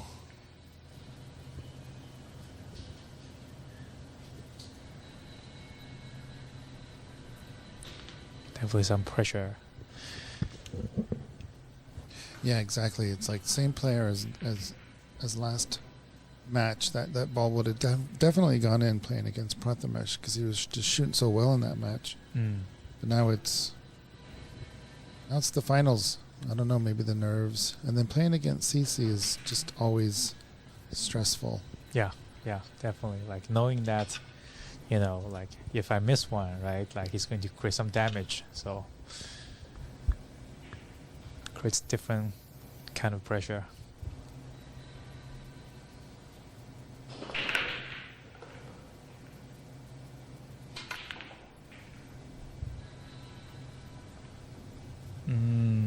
In times like these, the player in Kevin's position, or even CC's position, any position, you're just out there. The only things that you can control are the things you can control. You can't control the music. You can't control the table conditions. You can't even control who you're playing against. Sometimes. So, in a way, if you think about it, it's freeing. You can be like, okay, so this is all everything that I do is under my control. Can't worry about what CC's gonna do. Yeah.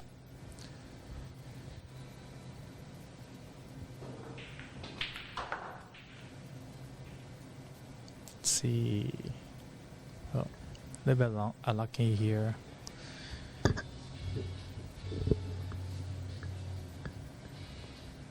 Yeah, I still take on this the middle pocket.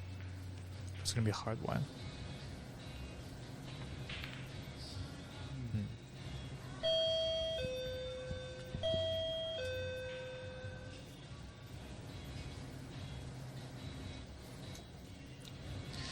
Chance for Kevin to get into break.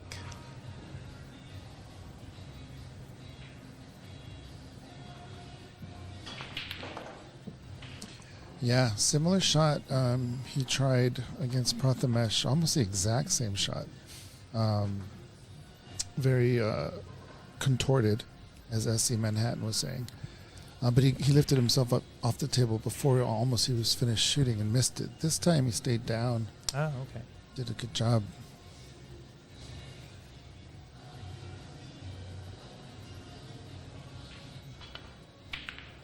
Nice shot. Trying to bring it down here. Yeah, very nicely. So if he's going to go for the red right next to the black ball, directly left, if you can see it. Yeah, I think he's going for the top one. The one on the very top. Yeah. Try to get onto the pink and get pink back to the spot.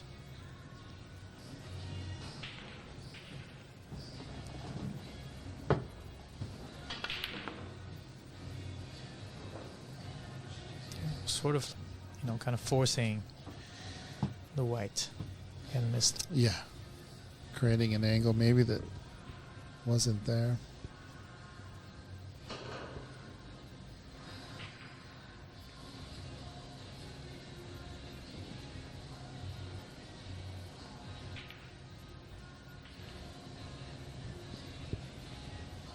See, the problem is if you leave, this type of chance to CC, it's going to be problematic. Right? At least, like one color, maybe, like multiple, and then from there, you just never know.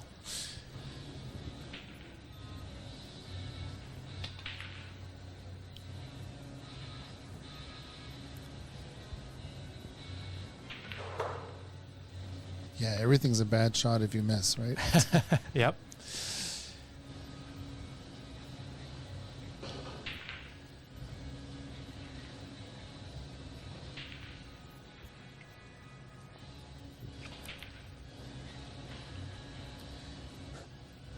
I think another joke about this is, like sometimes we say that, snooker is easy, just pot every shot. Yeah, just don't miss. Yeah.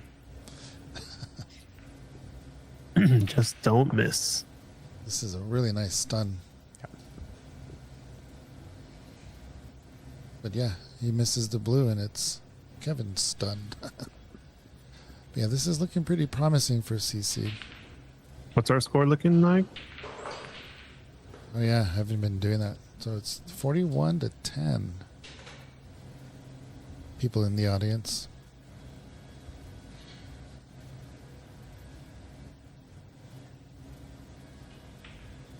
Where are you? Where am I? I got it.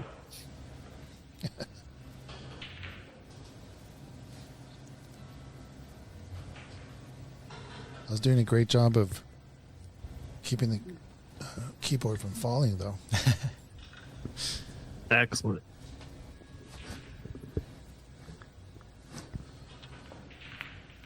Oh. What an effort.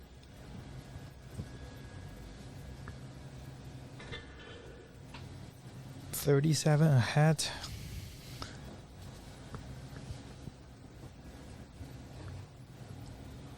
Yeah, I think he knew that was his frame ball, so he definitely went for it. Kevin has a chance here to make the black, though, and at least try to maximize his points. Yep. Drop in behind this red closest to left corner.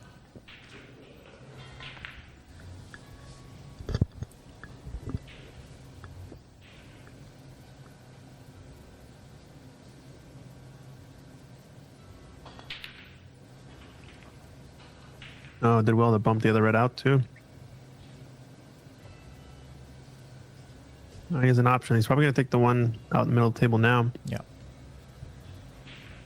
I think he wants a pretty straight or a high angle on the black. So we can screw back a bit. One cushion. It's going to get pretty low here, though.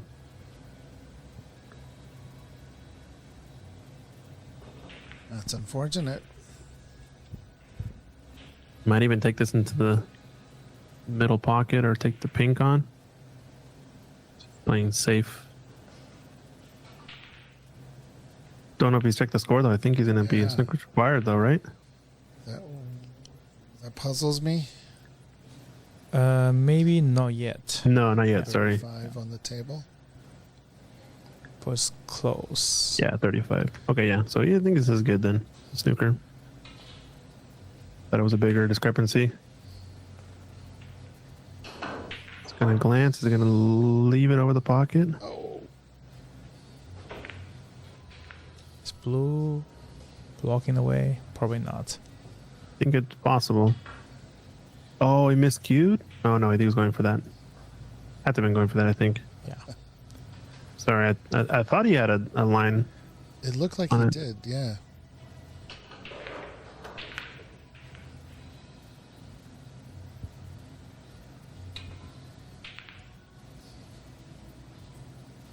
Oh, is this on? It's gonna be close. No, it touches the cushion. Never close when it touches the cushion.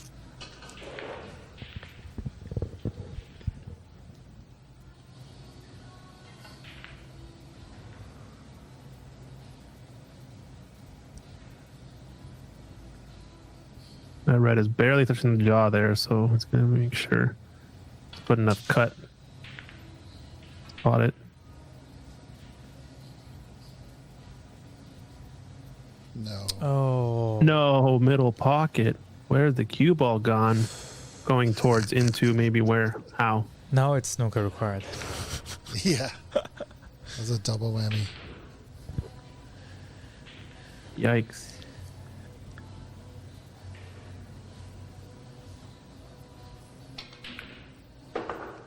And he nails the double. Nice shot. So unlikely we'll be seeing Kevin come back to the table here. Screen goes in.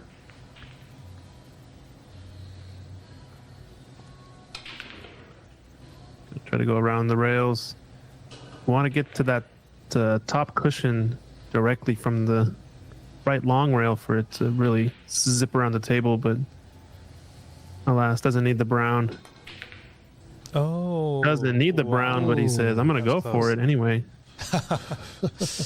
You know, once you Oh, make Kevin's a shot, back in it. one ball needs to go into the pocket, you know. Yeah. 30-point difference, 25 on, 2 snookers required. Technically, he can advance, but he's going to concede that frame. So, good action. First frame down to CC. Nicely done. That was a little bit unlucky, you know, that White winning to the, I think, the right middle pocket, right? Mm-hmm. Because otherwise, I think, he would have a chance. For Yeah, sure. it was looking decent. Yeah. So what do we have coming up? We do have the rest of the tour stops and the USSA National Tour. We're going to be back here at Ox Billiards in June for the Seattle Open, as well as the Washington State Championship in July. Make sure you guys tune into that. And if you're interested in professional snooker, Sean Murphy's going to be coming to North America. Oh, wow. It's going to be a good event. He's going to be going to a few different stops. We're going to see him in Canada first for a few days, 2 different venues, and then he's going to be coming to North America, or the United States for a couple of stops as well. Here are the dates. He's going to be at the Ranchman's Club in Calgary on the 11th of June, Star Snooker Club in Richmond the 14th, and then he's coming stateside to Ox Billiards for a day, and Embassy down in LA area for the 18th to wrap up the tour. So make sure you guys come on by. I think each venue is going to be hosting their own form of ticket sales to watch and to play Sean. So contact each of them individually. I think oxbilliards.com is going to have information for the Ox event. If you guys are interested, tickets are on sale now. They're in our store. I need to get one. Yeah.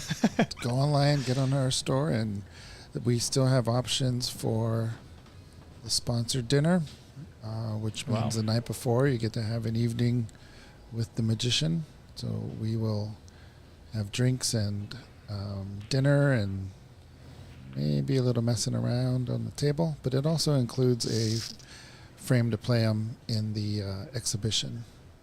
Fantastic. That's 2 fouls here for Kevin. But yeah, we are so excited to have Sean come and make a tour. Yeah, and shout out to Wine Cellars for helping sponsor the event. Jason and Diana Miller for all they do for snooker, and supporting our events in the past and this one as well. Let's talk a little bit about what Jason and Diana. I don't know. Are you on this chat somewhere, Jason? Are you listening? I haven't seen him in the chat yet. He might be out there, though. I'm sure he'll see this at some point. They sponsored the World Women's Snooker US Open here at Ox last year. Oh, wow. They're the title sponsor. They'll be the title sponsor again this year. They sponsor, of course, the Wine Cellars North American Snooker Tour. And then they also sponsor Ahmed Ali El Sayed, the only American to qualify for the World Snooker Tour. So he'll be on his second and hopefully not final. Hopefully he does some damage this year on the tour. Let's see. You know what? I'm pretty sure I'm missing something. He did give some sponsorship to the Seattle Snooker Open through himself personally, not through Wine Cellars. So Jason Miller, thank you very much. And then he also sponsors the United States Snooker Association as a whole. So he does give some monetary plus advice with website and stuff like that because he's multi-talented. So yeah, for sure. Jason Miller, without people like Jason, the money is great. It helps us do what we do, but he does it so willingly. He loves the sport. He wants to see it grow. He trusts us to do well with what he gives us, and so we really do respect his support. Yeah, +1. I mean, over the years, I think, one of the not so ideal thing is I've seen, many people try snooker, but then just, give up, right? It's not really a thing, here in United States. So we definitely want more, that's a good one. Sponsorship, to bring, and I didn't know, today I came down here and saw all the posters. I'm like, wow, so many events happen here. How many have I missed, right? I heard about, Jetram from CC and Angus, I think. You've missed a bit.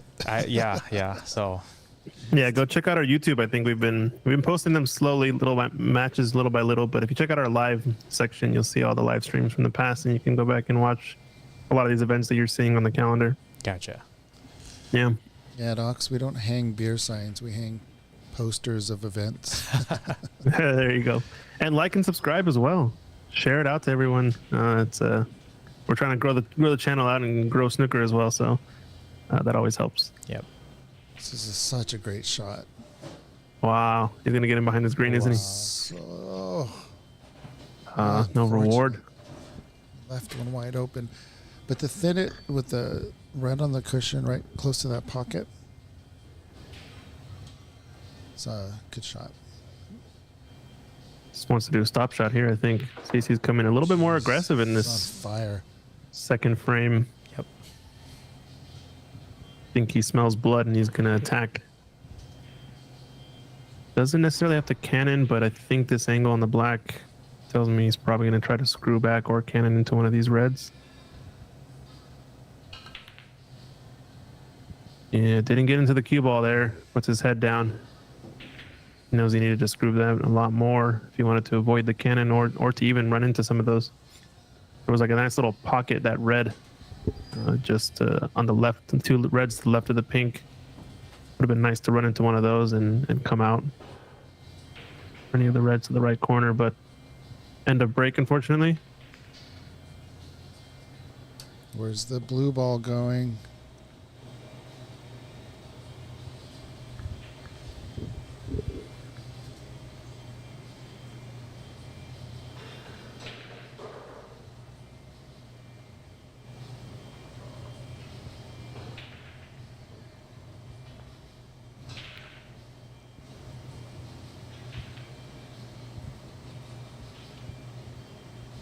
Saw CC make one of these up into the corner last time. This one's a little bit farther away and a little bit more angle, but he does have a nice line to screw back for black to left corner. Yep. I think he's going to go for this into the yellow pocket.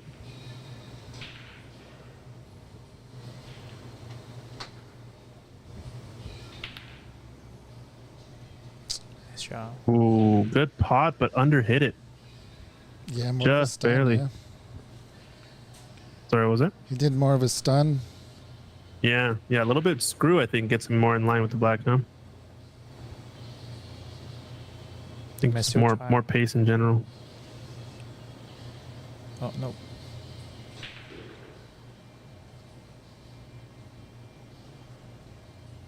.38 lead.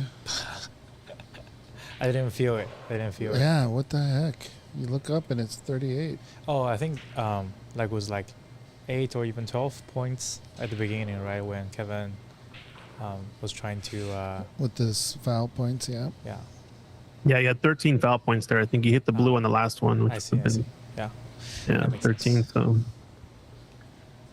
13 plus a 20-something break from CC is a big way to get very behind in the frame. It's so funny when you watch the pros, they will hand you or they'll give the opponent foul points.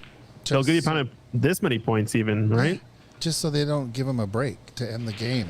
Yeah.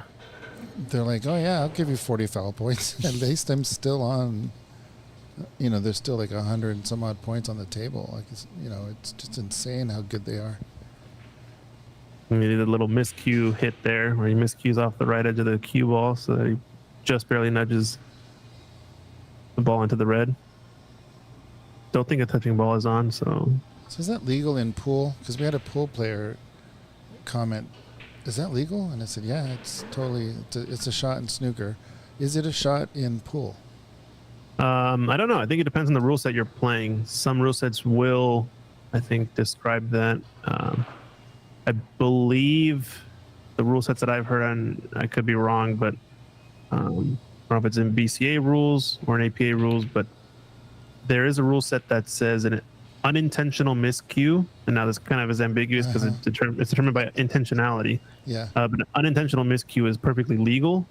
Meanwhile, an intentional miscue is a foul.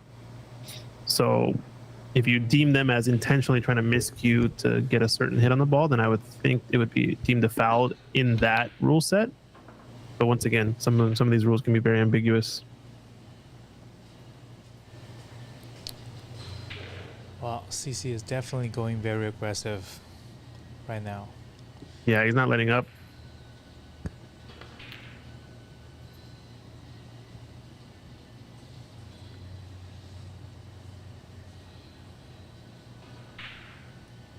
This is a good shot by Kevin though, and he knows that CC's going for all these shots. Yeah. Just put him in a place where he has to come with a shot to that, or leave it a wide open table instead of these two-way sort of shot to nothings Right. constantly. Yeah. Get a reward for your Here's a reward. miss, but yeah, good starter. Blue might not be that easy to get on, so I might just want to play for pink, and then if I have the blue, it's kind of an added benefit, or play for yellow, and if I have the blue, it's a benefit or an added bonus. It just looks a little steep to me on this. Yeah, that red ball's hiding a lot. It's going to be playing all the way up for black, it looks like. I like this shot. Oh, A come little on. too heavy. Rolled far. I think he's just okay, but yeah, I would have liked that to hold up like 1 or 2 ball lengths. He's on the board though. He's also looking at the blue. He's playing the blue. That's one way to get on the blue. Good And he's shot. potted it. Oh, yeah, it's good getting the black ball back up there. I know it was slightly off, but at our level, it's good to be near the top of the pot, top of the spot. Now he's going to have a pressure pot though. He takes on this red to left middle. He's probably going to be leaving something open with the red over the green pocket and the red available to left middle, closest to the blue. It's a big shot here.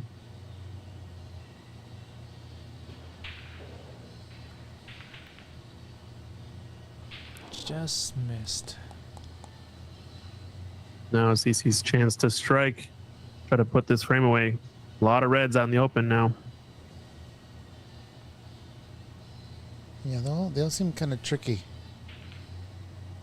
Yeah, it feels like this type of layout where you, once you get in line, you can pot a lot of balls, but getting in line is, Yeah. is kind of the hard part. Yep, get right in. This might do something. Pink doesn't go, so it needs to be nice on the blue. I think he's okay. Such a good stroke on a check side.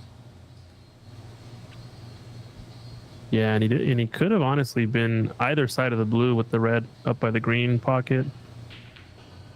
Like this, try to play the window, or just avoid the pink in general and play for this red to right middle, the right corner, sorry.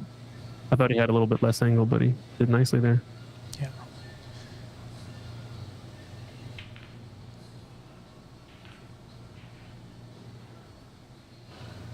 Jay Kane in the YouTube chat says hello. Hello, Oh. right back. Yeah, where are folks tuning in from? I know we've had some new names in the chat, a lot of regulars. Let us know where you're watching from. Shout out your club, your home club. Yeah, and home can be anywhere. It can be local or back home where you're from.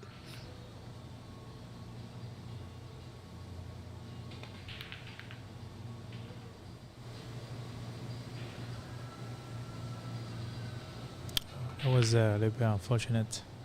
Yeah, I think the green is his best option. This is quite hot now, so I think he's a favorite to pot this. Nice shot. He's got a good compact stroke. I think when he gets in and amongst the balls, he still has that characteristic slight hesitation on the follow through sometimes to kind of slow down his stroke when he draws back a lot. But I noticed that too. Great observation. yeah, it's kind of like a. I think we called it kind of like a. What is it? A yip, like a mini yip, but I don't think it is because I think yips will typically mess up your timing. It still gets through the ball really nicely. Controlled But yip. it's only like on the slower shots, like right there. You see it kind of like gets in, shoots it. very consistent with it though, so probably difficult to change. It's like a final check. But what I've never seen is him get to that point and pull up. Mm-hmm. You know what I mean? Like that final Yeah. pause. He's going through. He's just like a little dun dun. Yeah, I think it's might just be the way that he's taught himself to reproduce or create a reproducible timing on the ball. Because timing is one of those things that's so hard to learn and to teach and to experience. But kind of once you get it, you start to just focus in on it. So that might be part of it. Nice 25 break. This is Kevin's last chance of this frame right here.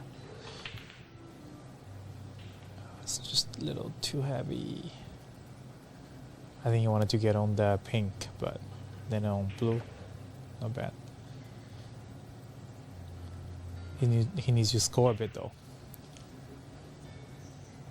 Yeah, he wants the points. I think he's kind of desperate for points now. Only 6 in it.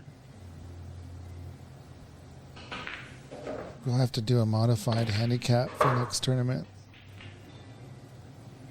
Only CC. CC minus 20 and everybody else plays. And everyone else just plays normal.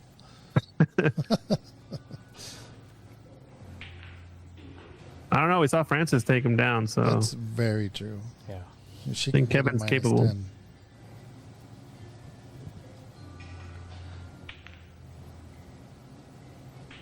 see these. I don't know these scenarios that Kevin is missing these shots are not shots that you'd expect him to miss. No, I don't know. So I don't think it's necessarily CC playing above and beyond his level.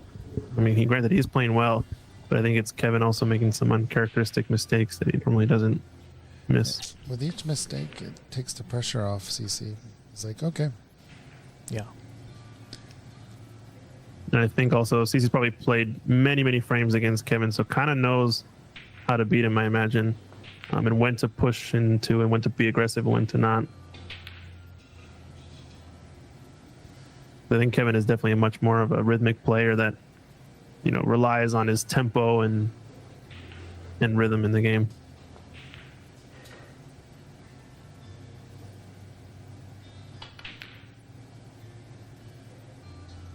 You know.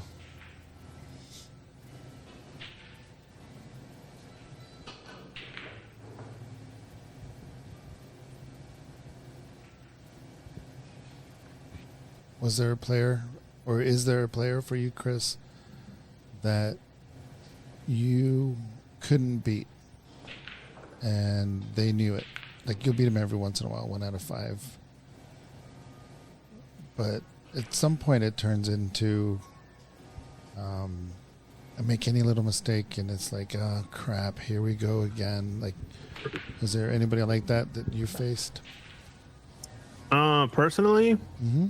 in snooker, I think the closest one might be Prathamesh, just because we practice a lot together, but we also practice. I think he showed me a lot of the game, so it's kind of like just getting over the hump of, oh, this guy showed you, but you can still beat him, like, right? I think he was the only one I didn't beat that one session where I think I ended up taking out a bunch of the players in the WSL, and I think it's more of a mental thing than anything, not necessarily, like you said, it's like here we go again. He's gonna, because they have the confidence going against you because you're used to it. But when it comes to snooker, when it comes to pool, I can take him in pool, no problem. And it's a different mentality, I guess, too. So With Kevin, similar situation between him and CC. They've been training a lot for years together, and when I hear or when I watch CC talk about Kevin, it's always in glowing terms, in terms of like same thing he talks about Angus. These are like his players, and takes a lot of pride in their achievements. And Kevin has definitely grown in the past 2-3 seasons. Right? I guess we're in season 4, yeah. WSL, I think, yeah. Yeah. So at some point, the student needs to become the teacher, as they say. I don't know. Yeah, oh, definitely. This morning when or CC was asking me if I know that Kevin's coming, And I was also chatting with Kevin. CC was saying that Kevin recently has I guess in practice, right, has won over him several times. Yeah. So Oh. yeah, that's why I was very like sort of like excited to see their lineup. Didn't expect actually the difference. I think it's definitely pressure and of the final and everything comes into play, right? So it sounds like CC was sort of expecting like Kevin to be stronger here.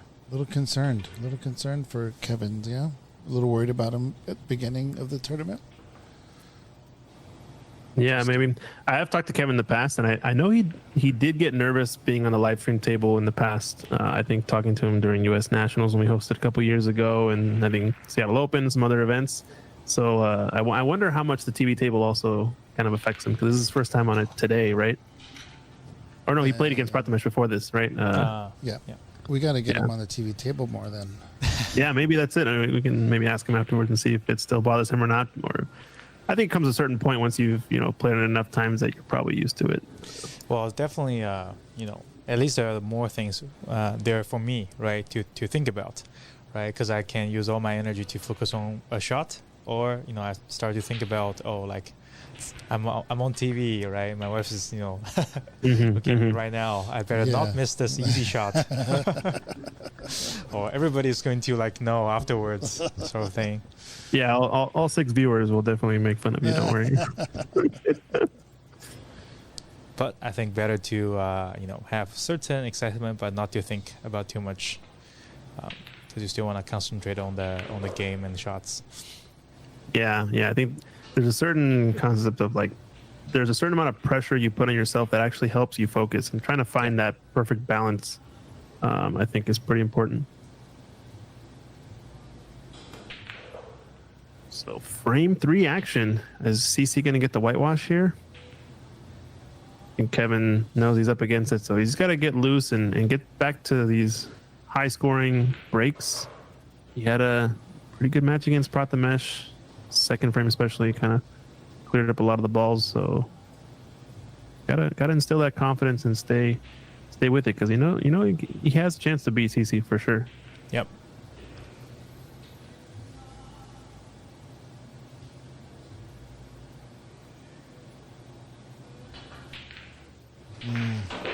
Well, he got out of position on that blue, which got him on the wrong side, which led for that long red, and then ended up as an in-off. So it's kind of like they say unlucky. Sometimes they say as, just kind of, that's unlucky. But I think it all started with his positional play on that first red getting on the blue. Yeah, a little bit on the wrong side, so I had to kind of just roll forward and take that mid-range shot, right? Yeah.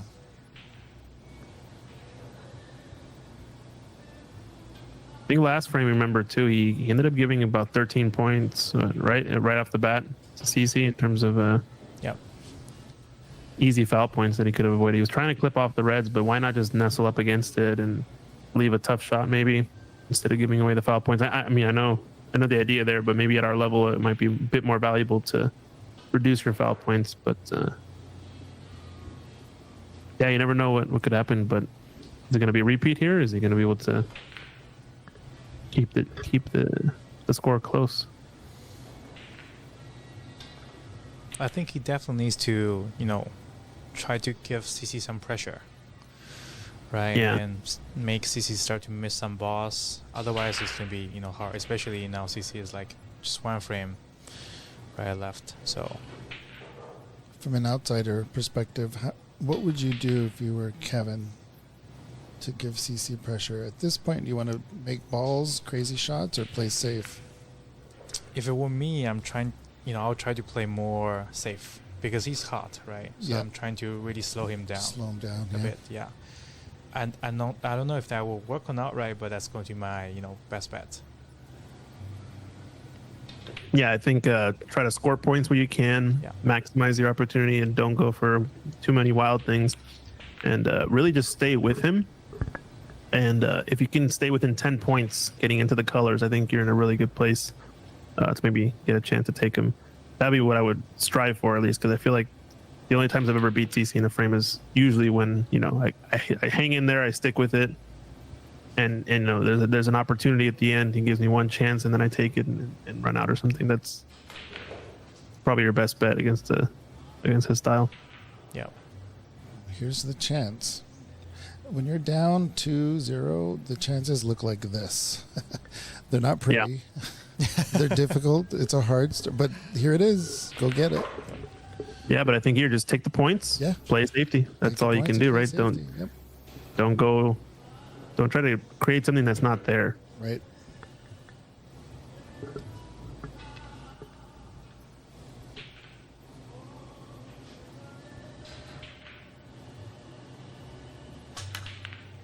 I think the real time to try to score big is when CC gets in on a break and he makes that mistake, but opens up the balls and leaves a nice counter-attacking opportunity. That's when you usually can get a good break against him. 100%. 100%. Yeah, he usually gets in first if you had to place it. He's probably going to get in before you, but try to take advantage of the mistake. That's what it is. Oh, what a No, that's unlucky. I mean, he was going to run into it. like that's what I would consider unlucky. How can you have planned for that? I mean, maybe take a look at the back before, but Yeah, I think some That's players would say that. Just go take a look at the stack and see where you want to hit, or know that plant is dead on. Save it for later and don't run into him now. Play the safety. That might be the only way to really avoid it. At least Good. didn't leave CC anything easy, I guess. Yeah. Or maybe I said that too early. well, he can my make the hard shots. Maybe that is easy for him. So I'm gonna see probably blue to right corner or the green next.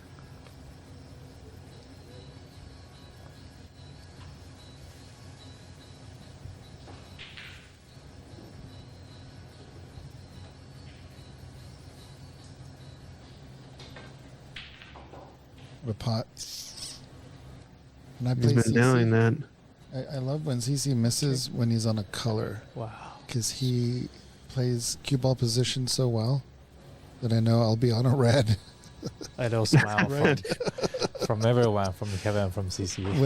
Whenever he misses a color, I'm like, okay, I got a starter somewhere. He left that cue ball there for a reason. Yeah.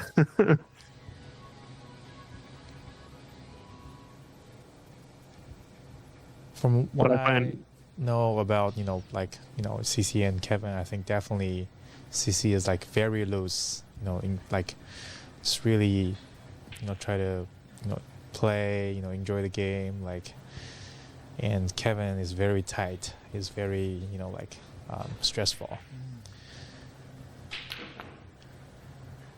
Yeah, like CC wouldn't play these type of shots, for example, right? Like he's tried to be really consistent and not making this type of really try to force anything. But I think he's right now playing that type of shots because he doesn't feel pressure. Yeah, no pressure.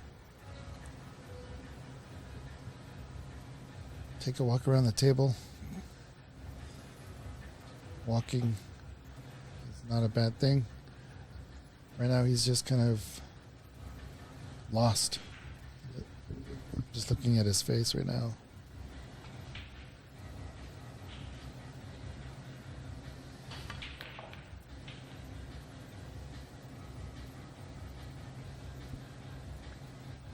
Yeah, you can't plan for that blue ball cannon.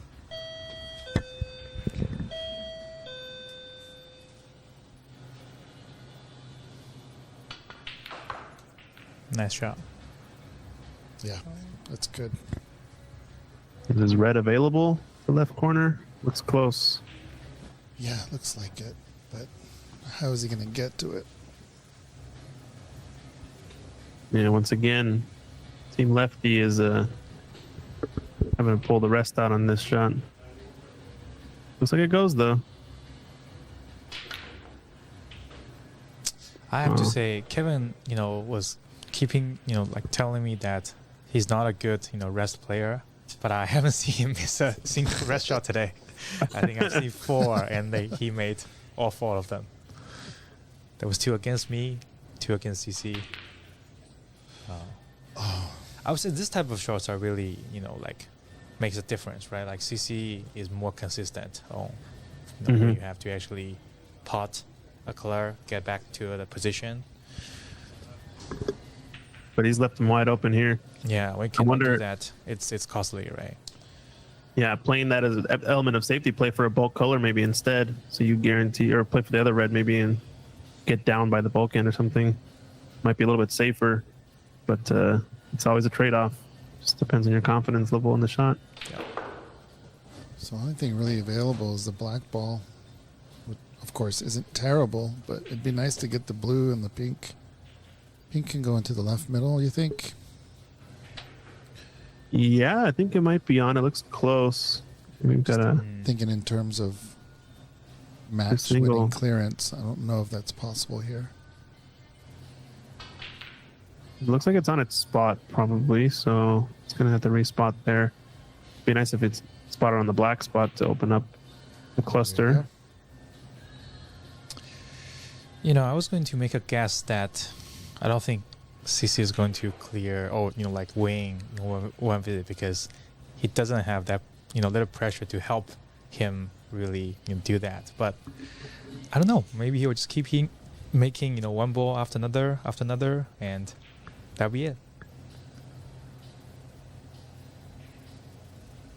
Yeah, I think it'd be impressive to get a clearance from here. These couple of these reds are not easy to get on. Good shot.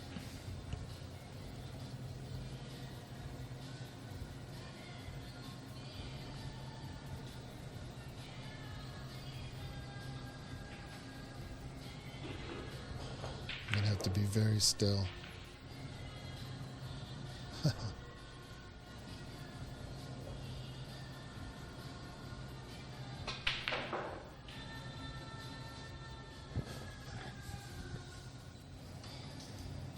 I think CC has really, adjusted. Like, now he's very used to the cloth speed and everything. Yeah, that was a brilliant shot. Nice use of the Very nice. nudge. Yeah, good cannon. Mike, do you know CC comes here to practice? For the big tournaments, he does. Mm. Yeah. I'm sorry. For the Seattle Snooker Open or the or the Nationals or the BC Open, Yeah. stuff like that. I'm not saying this tour stop is not a big tournament, but I think for tournaments in general, he practices, right? yeah, he definitely is a busy fella. He doesn't practice as much as he used to. Nah, I'm just asking because I know for a fact that at Empire's like table, right, the speed is very different. Yeah. We were discussing like right after my frame or my match with him. I think if we do like sort of like stun run through, like Empire's table would be only half of the distance here, right? Mm-hmm. And by now I think he really has the control on the cue ball. So this one a little bit hard, but still okay. Brown still on.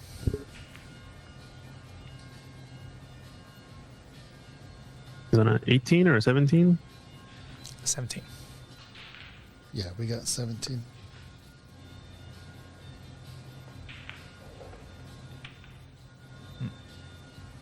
Oh, it crawled in. Yeah, pocket speed. So whenever it doesn't go center pocket, as Nick Barrow says, that cue ball is out of position. Usually, I would say usually, not always. Well, Nick would say out of position. Just Okay. kidding. Just kidding, Nick. Wow. South center pocket, and he's out of position. What's going on? Yeah, the converse is also true or not? We love Nick. Come back.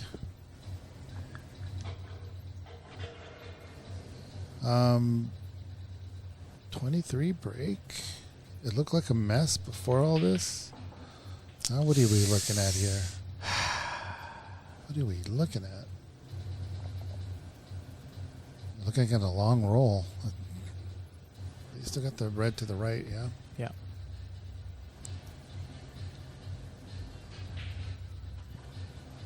This is what I was saying, right? Like, Kevin could also do this, with, good level of pressure, but like he was missing this type of shots, right? And CC just keep making them and made the difference. Yeah.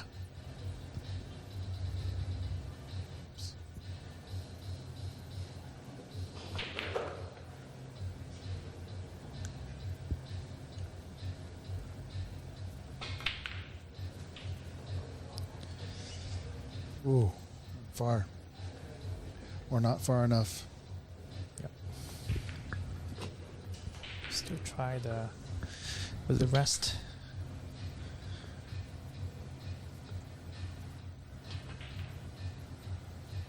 Wow. Nice pot. Look at this guy. That's so awesome. This looks like he can miss. Okay, same type of screw back shot. So taking a low value color, he's going to need the last red for snookers required. Oh my goodness. What a horrible timing on that bell. We can't predict that. Oh, it's Jamie. Jamie's fault.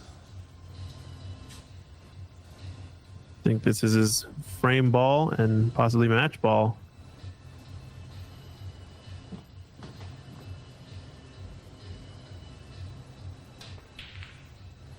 Ooh, overcuts it. I think he knew it was on after that shot. It's a nice break. He know I made that guess, so he's not going to finish the frame. He wants your prediction to come true. Did you text Yeah. him?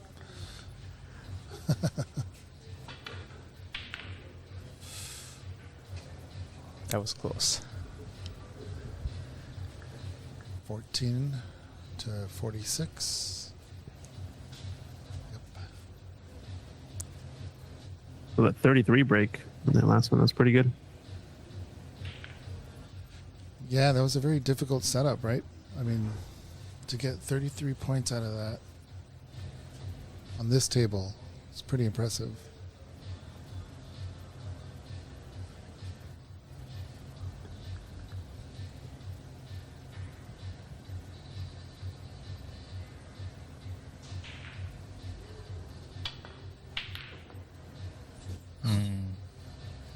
Need help with that blue ball.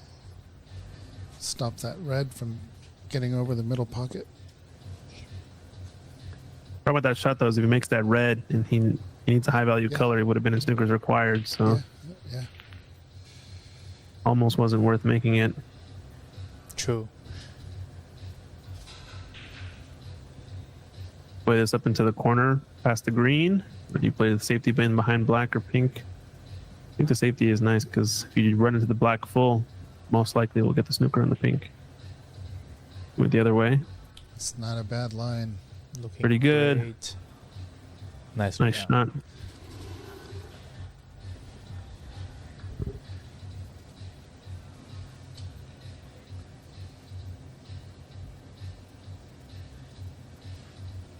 Leave it to CZ though to just roll this cue ball dead weight and tap the red. I guess we'll find out before he does, based on our line. It's a little bit high. Ooh, it's gone in the pocket. Choices. So still not in snookers required. It's going to be a putback, but I imagine CC the favorite to hit this ball this time. Calibrating. It's about a ball off or so, ball length off.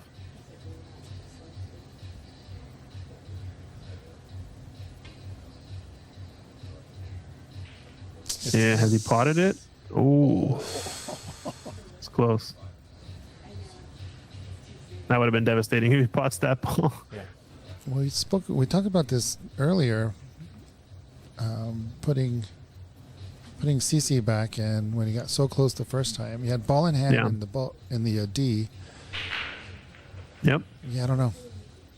Why not take that pot on yourself? Even though you're out of the D, you could play a different type of safety maybe because you know he's going to make it. In what worst case scenario, he pots it, so you could lose the match right there. It's a good point. You want to give him fresh looks. You don't want to give him second chances. But yeah, it's a nice opportunity. Well, as nice as you're going to get a high value color. So in the end, it worked out. If you can pot this, that yellow ball's tricky.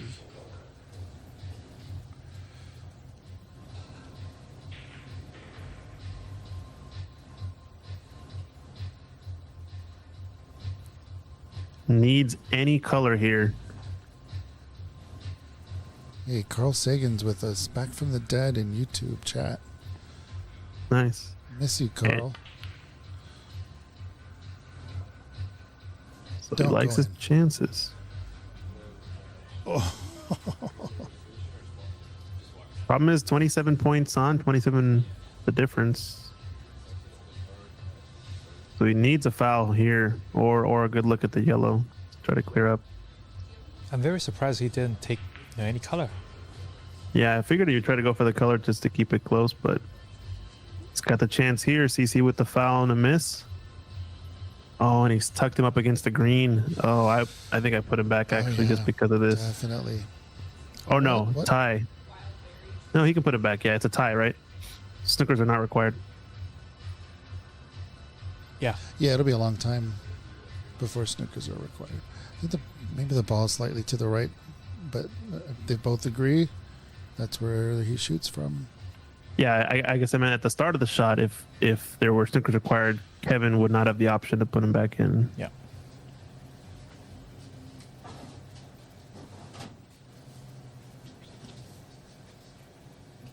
Yeah, that's much better.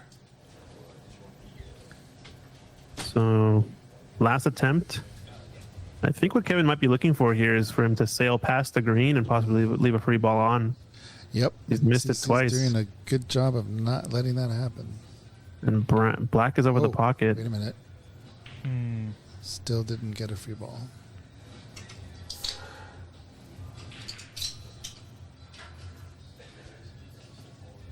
I think all three were like similar angle. Yeah. But he's back in the frame all of a sudden after those misses. Nice shot. How's the pace? It's a little bit fast.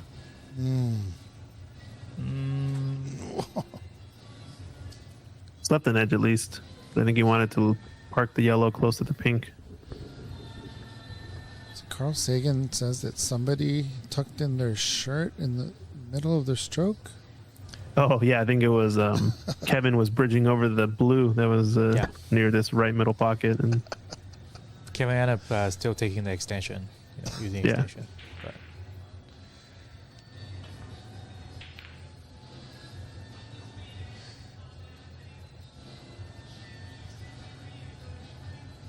this might be a shot to nothing on.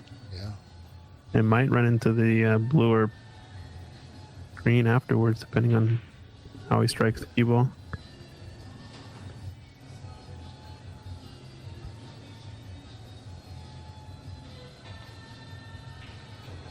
Oh, watch out, What black is here. happening? ooh, Whoa, this game changed. This is dangerous now. Kevin is laughing too. Seems to be about a 3/4 ball gap between the two.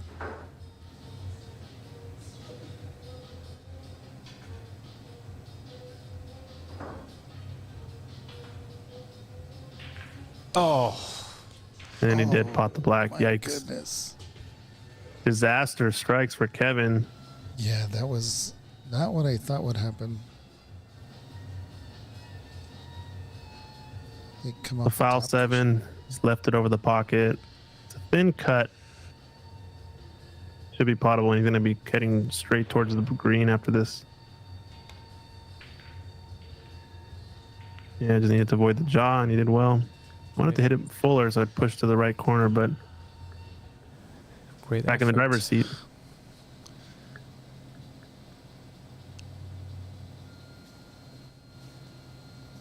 I One think more ball. 25 points remaining, 25 points ahead, right? Yeah, 24. Oh, 24. 24, Okay. yeah, so he still So enough. can win with the clearance here. And where that green has landed, opportunity. Blue is the toughest ball on the table. Yep.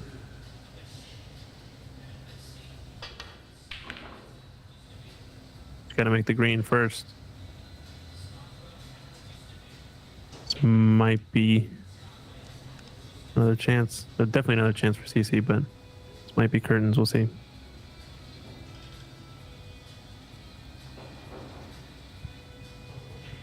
You got $1, Christian? I bet you it's in. No, I won't take that bet. Oh, I should have taken it. Oh, I should have taken it. Bet. Oh, where's the white? That's why we don't bet. It would have been a Canadian dollar anyway. Shout out to David Burney. $1 grand.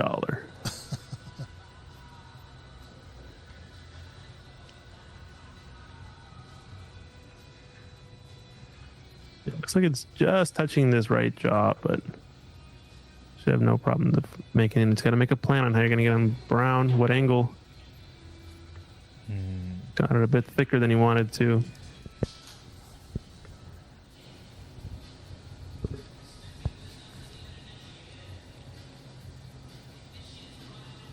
You got to commit.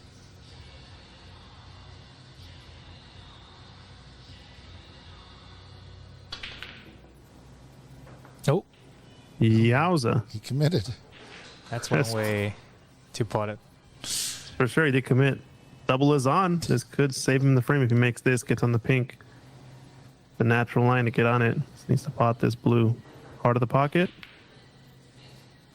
Heart of the pocket. Yeah, I called it right down the center. Wow, what a frame it is. No remorse, no regrets. One shot at a time, my friend.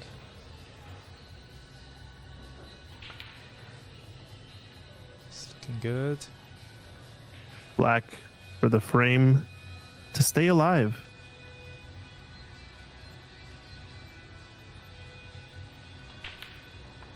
Great Shot. job.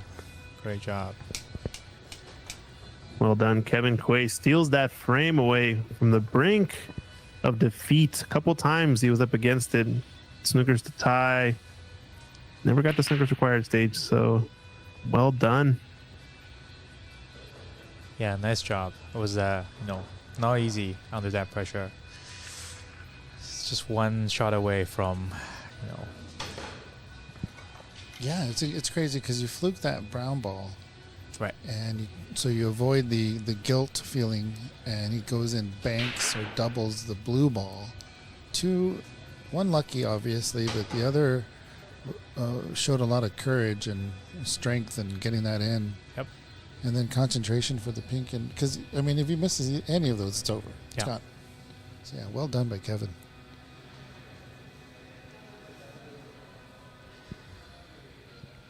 Yep, and if you guys are interested, we got Sean Murphy coming to North America. He's going to be here. A few events. We shot him out in the past already, and looking forward to that event. It's going to be awesome time. Good break off here from CC. Almost got behind the green. And we're off to the races. Now I'm interested to see how well Kevin is going to do in this frame. He's in must-win territory now. Will CC keep up his level of aggression that he had in the second frame that he won? That was interesting. Interesting split of the packet. Actually pushed the pink way up table. I don't think he's covered this red closest to the left corner, so we're gonna see an attempt trying to pot this, or the red above it. Yeah, how'd that clearance make him feel? Still on it, picking up where he left off.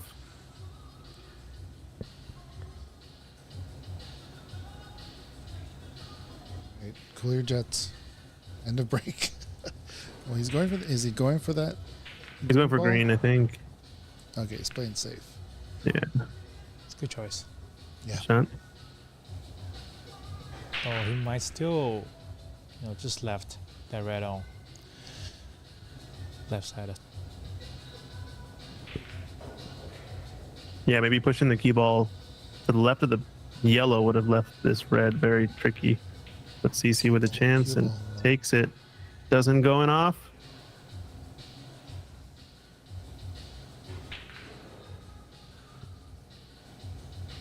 can he do with this opportunity then? Yeah, pink, and then a few reds in the pack that he can go for. Oh, good pot. Do Watch it. out, red. Where's the red going? Where's the cue ball going? Oh, that was Eric. That was. Why do I keep calling you Eric or Matthew? That was Ethan. By the way, that said that. So you're going to get a copyright strike in the mail. I'll make sure No that you such get thing. it. It was not us. Virgo, it's not us. I promise. Oh, that was a good effort. I get no one's name correct. It takes me years. I'm very sorry, No, George. I think I just didn't come here too often, I guess. But we don't discriminate. We got you in the booth. First time here. It's all good. Yeah, it's actually my first ever commentary experience. So all the audience, pardon me if because it's my first time. And thanks, Mike. Yeah, you're doing great. Biller for giving me this chance, having me here. Yeah. No, first time in the booth. You're already a pro. We'll have you back in the booth the next time. We have a few events coming up. Yeah, love to be here. Yeah, it could be threatening coming in and seeing these pro tables, but we welcome all skills, all ages. Anybody can come in and play, be a part of the community. So it's a very nice place to be. It can be threatening or intimidating, but it's not that type of place. 100%. Just yeah. need to come and see, feel it, pull some balls. Need some help here. Slow down. Yeah, this is what we're talking about, right? Keep strolling. Yeah, it's going to be a tougher pink than it should have, if that's what he chooses.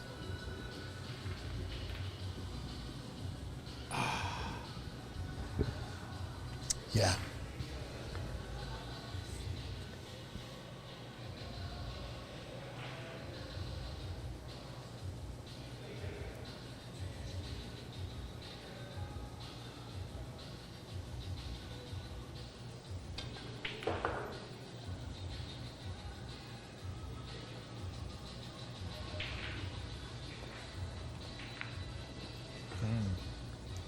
Land on the pink. Pink to left or to the right, middle. Yellow is a nicer ball to lead him back up table, I think, but Yeah. he's taking this red to left corner next. He might still take pink. Yeah, he likes it, but only problem is he's queuing across the body, so yeah, he's pulling the rest out. I think this is the right shot. Yep.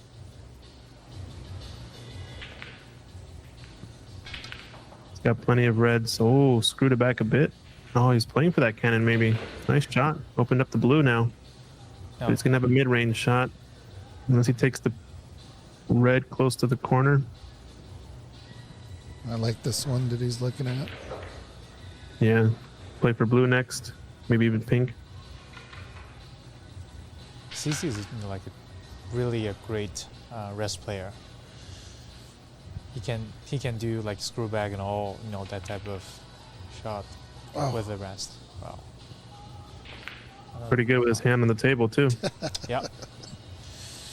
The once I asked him how to practice with rest, right? And his answer is just keep playing with the rest. I'm like, Yeah, imagine that. I was like, I'm going to play every single shot with rest. Yeah, that's a fun game when you try to shoot all your shots at the rest, no matter how it is on the rail and all these things. It's pretty fun. We have the room to do it. Yeah, I was gonna say you need a lot of space to do that. Yeah.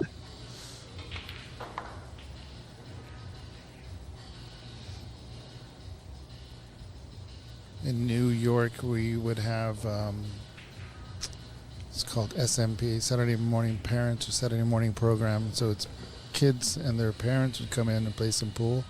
And there was this one kid. Every shot was with the bridge. Every single shot, just walking around the table with his bridge, knocking him in. Like, I like it. yeah. Oh, didn't want to catch that cannon. Might have gotten away with it. Not bad. Right? Yeah. Didn't want to cannon the brown there, I don't think, but He's just saving actually it. Saving it perfect. for later. yeah, it's got to roll this in.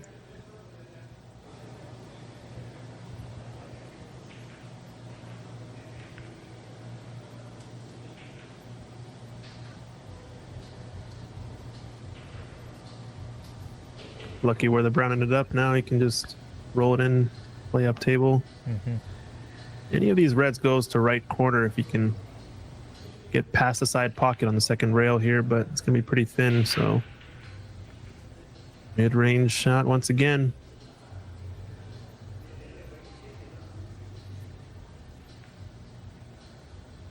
It's on a 20 break now.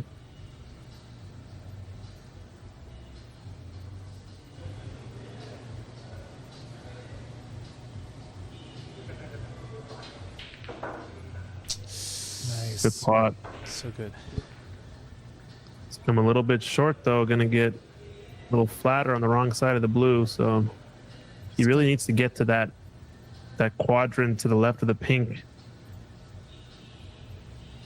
I get access to these reds from my corner. So really has this last red left to try to get on it, or just play a safety after this blue.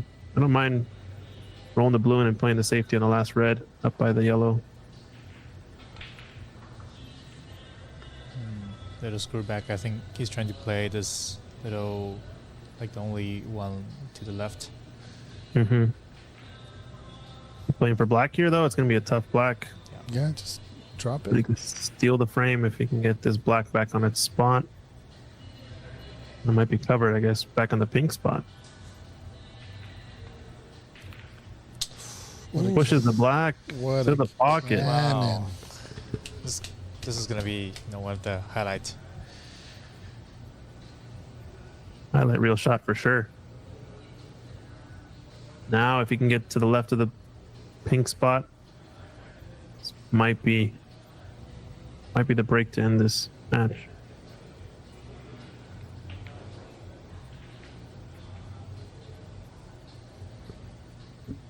Does it spot though? Kevin's checking. Yeah, it looks like it does, but I think it goes to left corner. Yep. It's awfully close. It's close to the rail. If he was maybe half the distance away from this pot, he might be able to screw back and just cannon the black lightly. But might just take these reds to go up table for the pink or blue next. Mm-hmm. Not mess with this cluster for now. Maximize his points to table.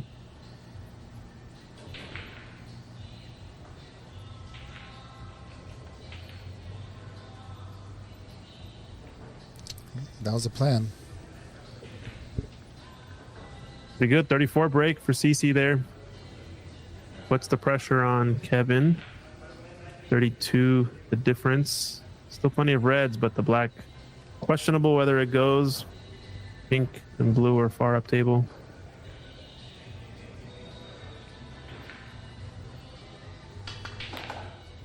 Nice Oh, shot. good stroke.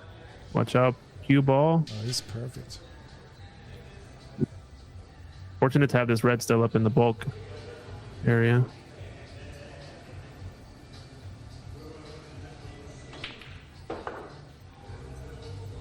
No, he's taking his mid-range red instead. Yeah, I like it. that's tough call.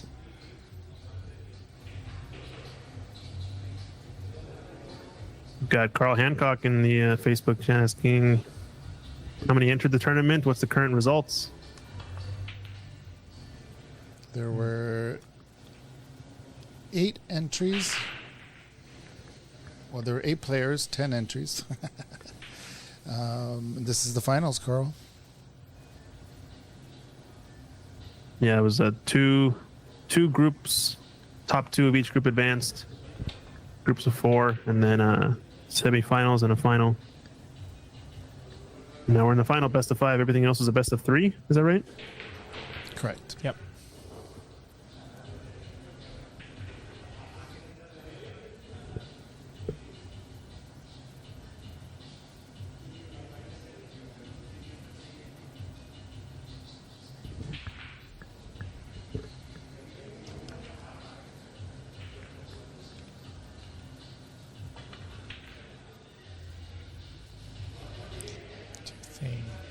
What's happening here? Oh, he's fluked another one. Is he on Don't the think he's going to be black? able to take advantage. Just kidding. Well, actually, is he? Is he? He's looking. No, I don't think so. But there might have been a chance. It looked pretty close, like he was dead straight in, or at least could kind of throw the ball in. So he's rolling up to the pink.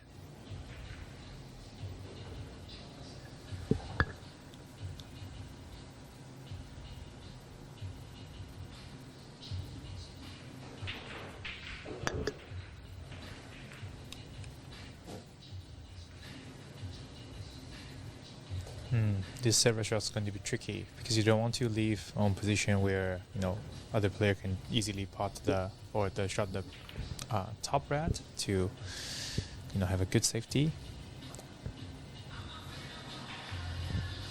Just have to keep blocking the pass to the top.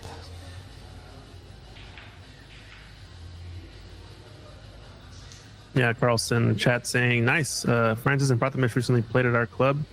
His club is down at Rochester, Washington, in the pocket. Snooker, go check out that club. It's pretty cool.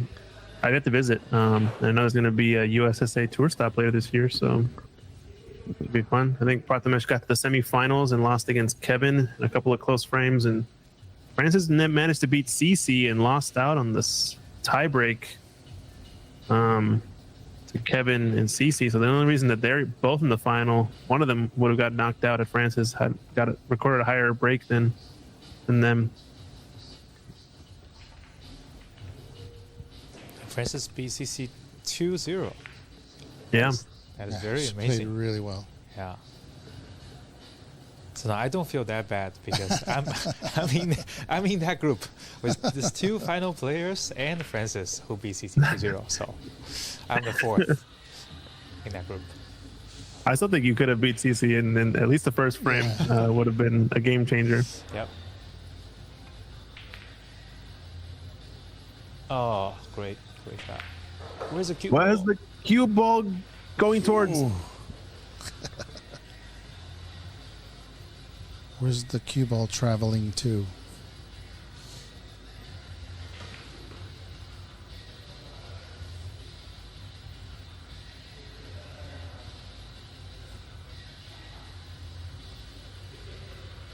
Pink to left middle. Off the blue. Ooh. Close. All right, this table is not kind to Kevin here, the way it's set up, but he's running out of time. Might be going for this to left middle. You have to hammer it if he wants it to go off of the pink into left middle. Oh, he's going to fluke another one. And he's on the black. Wow. You got to use those flukes. I might take pink here, though, just to get closer to these reds. Problem is you're pushing the blue safe, most likely. Is there Unless a way you you get- can nudge that red next to the pink if he hits the black? Is that too much to do? Now, I think the angle might be there. He just has to put a lot of pace into the shot, which might make the pot difficult. Oh, just going for it. Missed everything. Yeah, that's where I was wondering. Just take the guaranteed Oh, pink, try to get on this red up table, and then maybe play a safety because there's a lot of bulk colors to play behind back there. And almost made that or fouled on that green. Yeah, kick and stick here. No, he's gonna thin it. This is okay. Dave Daly in the chat over on YouTube. Pink was the shot. Yeah, I agree. I think that was the shot. Only because it was the one that I picked, though. So that's the only reason I agree.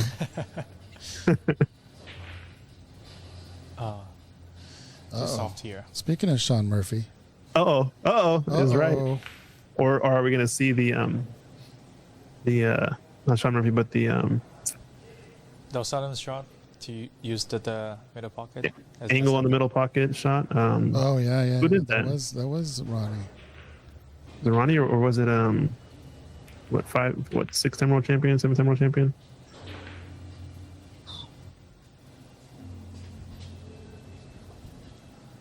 Dave saying the only reason I said that is because Christian said so. See, now we're on the same page, Dave. See, this is how it works. I like it.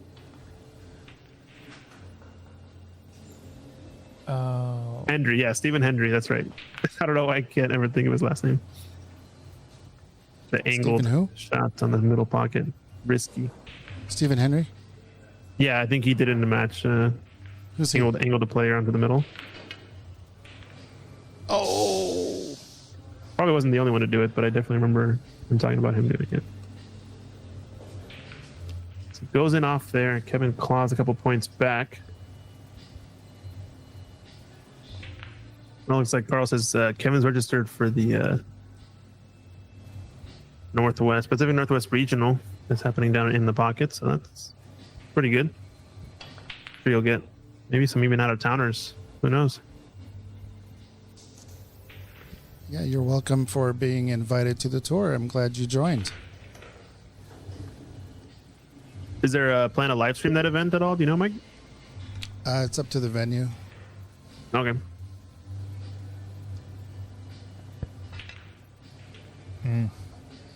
Oh. Didn't want that.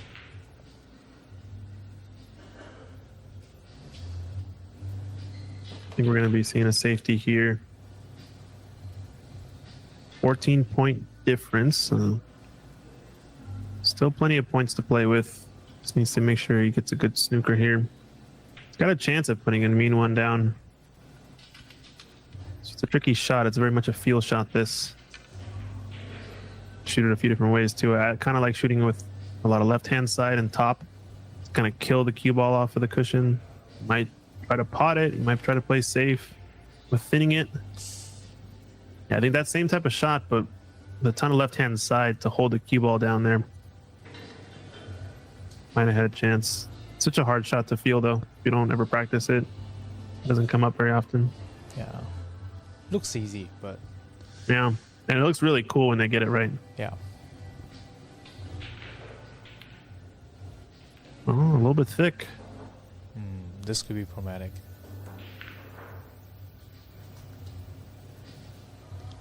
Kevin not too far away here from stealing this frame as well and making it a decider, in which case he'll have the momentum.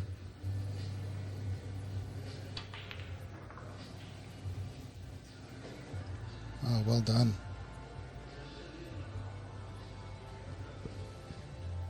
So now he'll take the pink.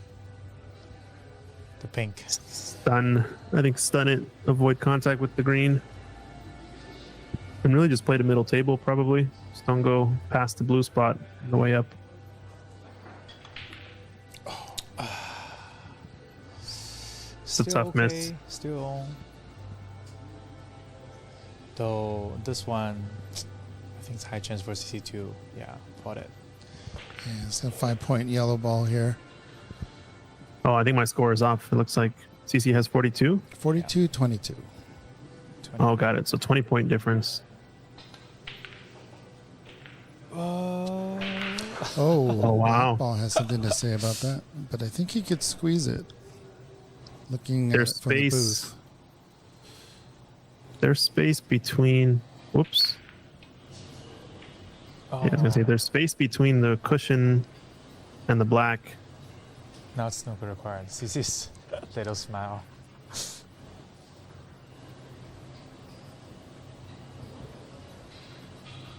$25 ahead, 22 remaining.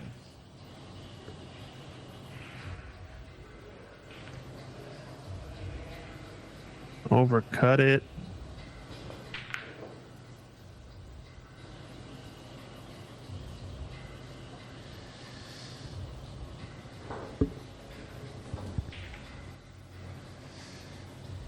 black and pink, position are not too bad to, like set up like a snooker or something. The problem now is with this brown. It's sort of tricky. Yeah, some might say almost ideal situation. Kind of want it to be about a ball to 2 balls away from the cushion usually.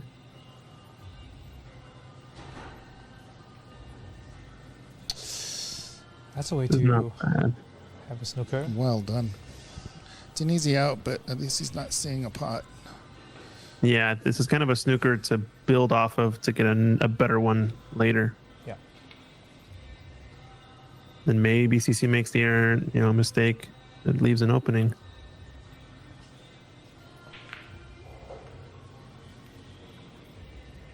Yeah, I like black or pink on this one. Let's try.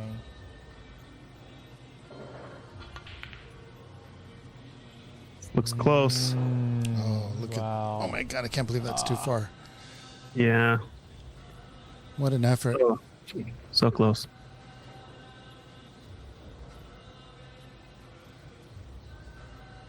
Just roll it in, I think.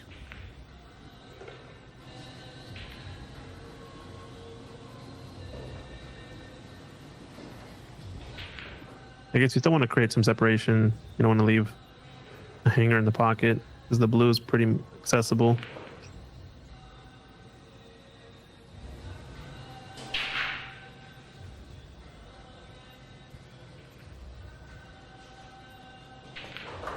Might be aiming to overcut this brown, send it 2 cushions and the 3rd cushion in behind black again.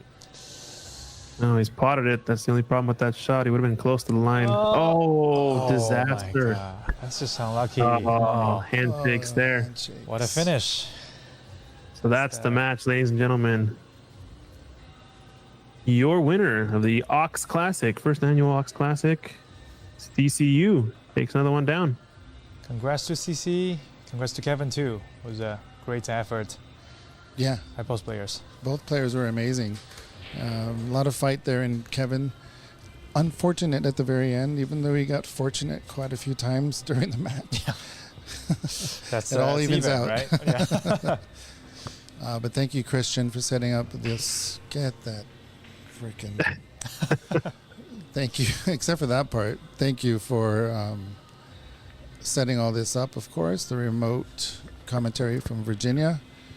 Even if it's just Oh, your wow. voice, it's good to have it here in the room. Thanks to David Burney as well for joining Yep. us from Vancouver or Richmond. I'm not sure where he actually lives. And then, of course, to Ethan. Come on, Mike. Matthew, Is it Matthew? Lorenzo, Eric. Tomorrow I'll become like. Francois, Once you become a member, I know your name. No, I'm just Steven. Well, Yeah, it's picture time. I'm going to head on out and congratulate everybody. yep. Thanks for having me again. Yeah, man. Nice to meet you. Well done. Thank you. and thank you, Mike, for running the event. Good job. Another one down. Yeah, let's do it again soon. Let's do it again. Stay on real quick there, Christian. Just Yeah. close out. See you guys.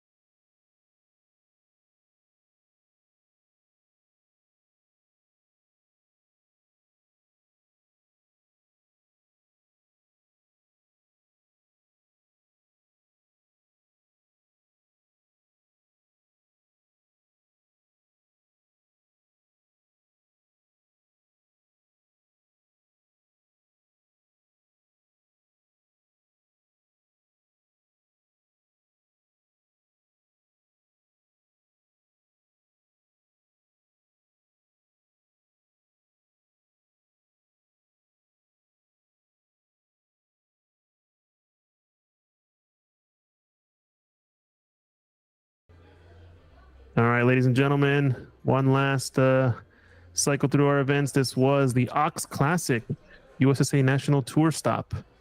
If you guys are interested in playing in some of these events in the future, I think all these are scattered around the country, as you can see on the map. One more East Coast stop in Georgia State Championship. Chicago is the next one coming up, though, in the Midwest. So if you guys are nearby, go check it out. We are going to be back here in Seattle for the Seattle Open in about a month, end of June. And we also have the Washington State Championship coming up July 13th through 14th in about 2 months. So it's going to be good. A lot of action coming up, a lot of events.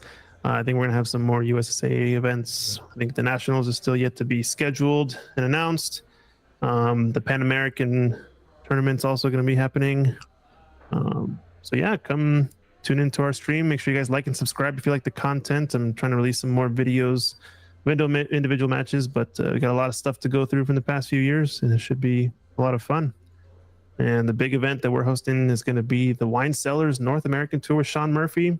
We got a few tour stops. He's going to be coming to Calgary in Canada and Richmond next to Vancouver first few days, and then he's going to be coming to the West Coast, Seattle, Washington, Ox Billiards on this table you see here. So make sure you buy your tickets at oxbilliards.com for the Ox stop. And then we're going to see him down in San Gabriel in Los Angeles area for the final stop on the tour. So congrats to CC and Angus for top 2 matches. And we will be seeing you guys later. Thanks for tuning into the stream. Night.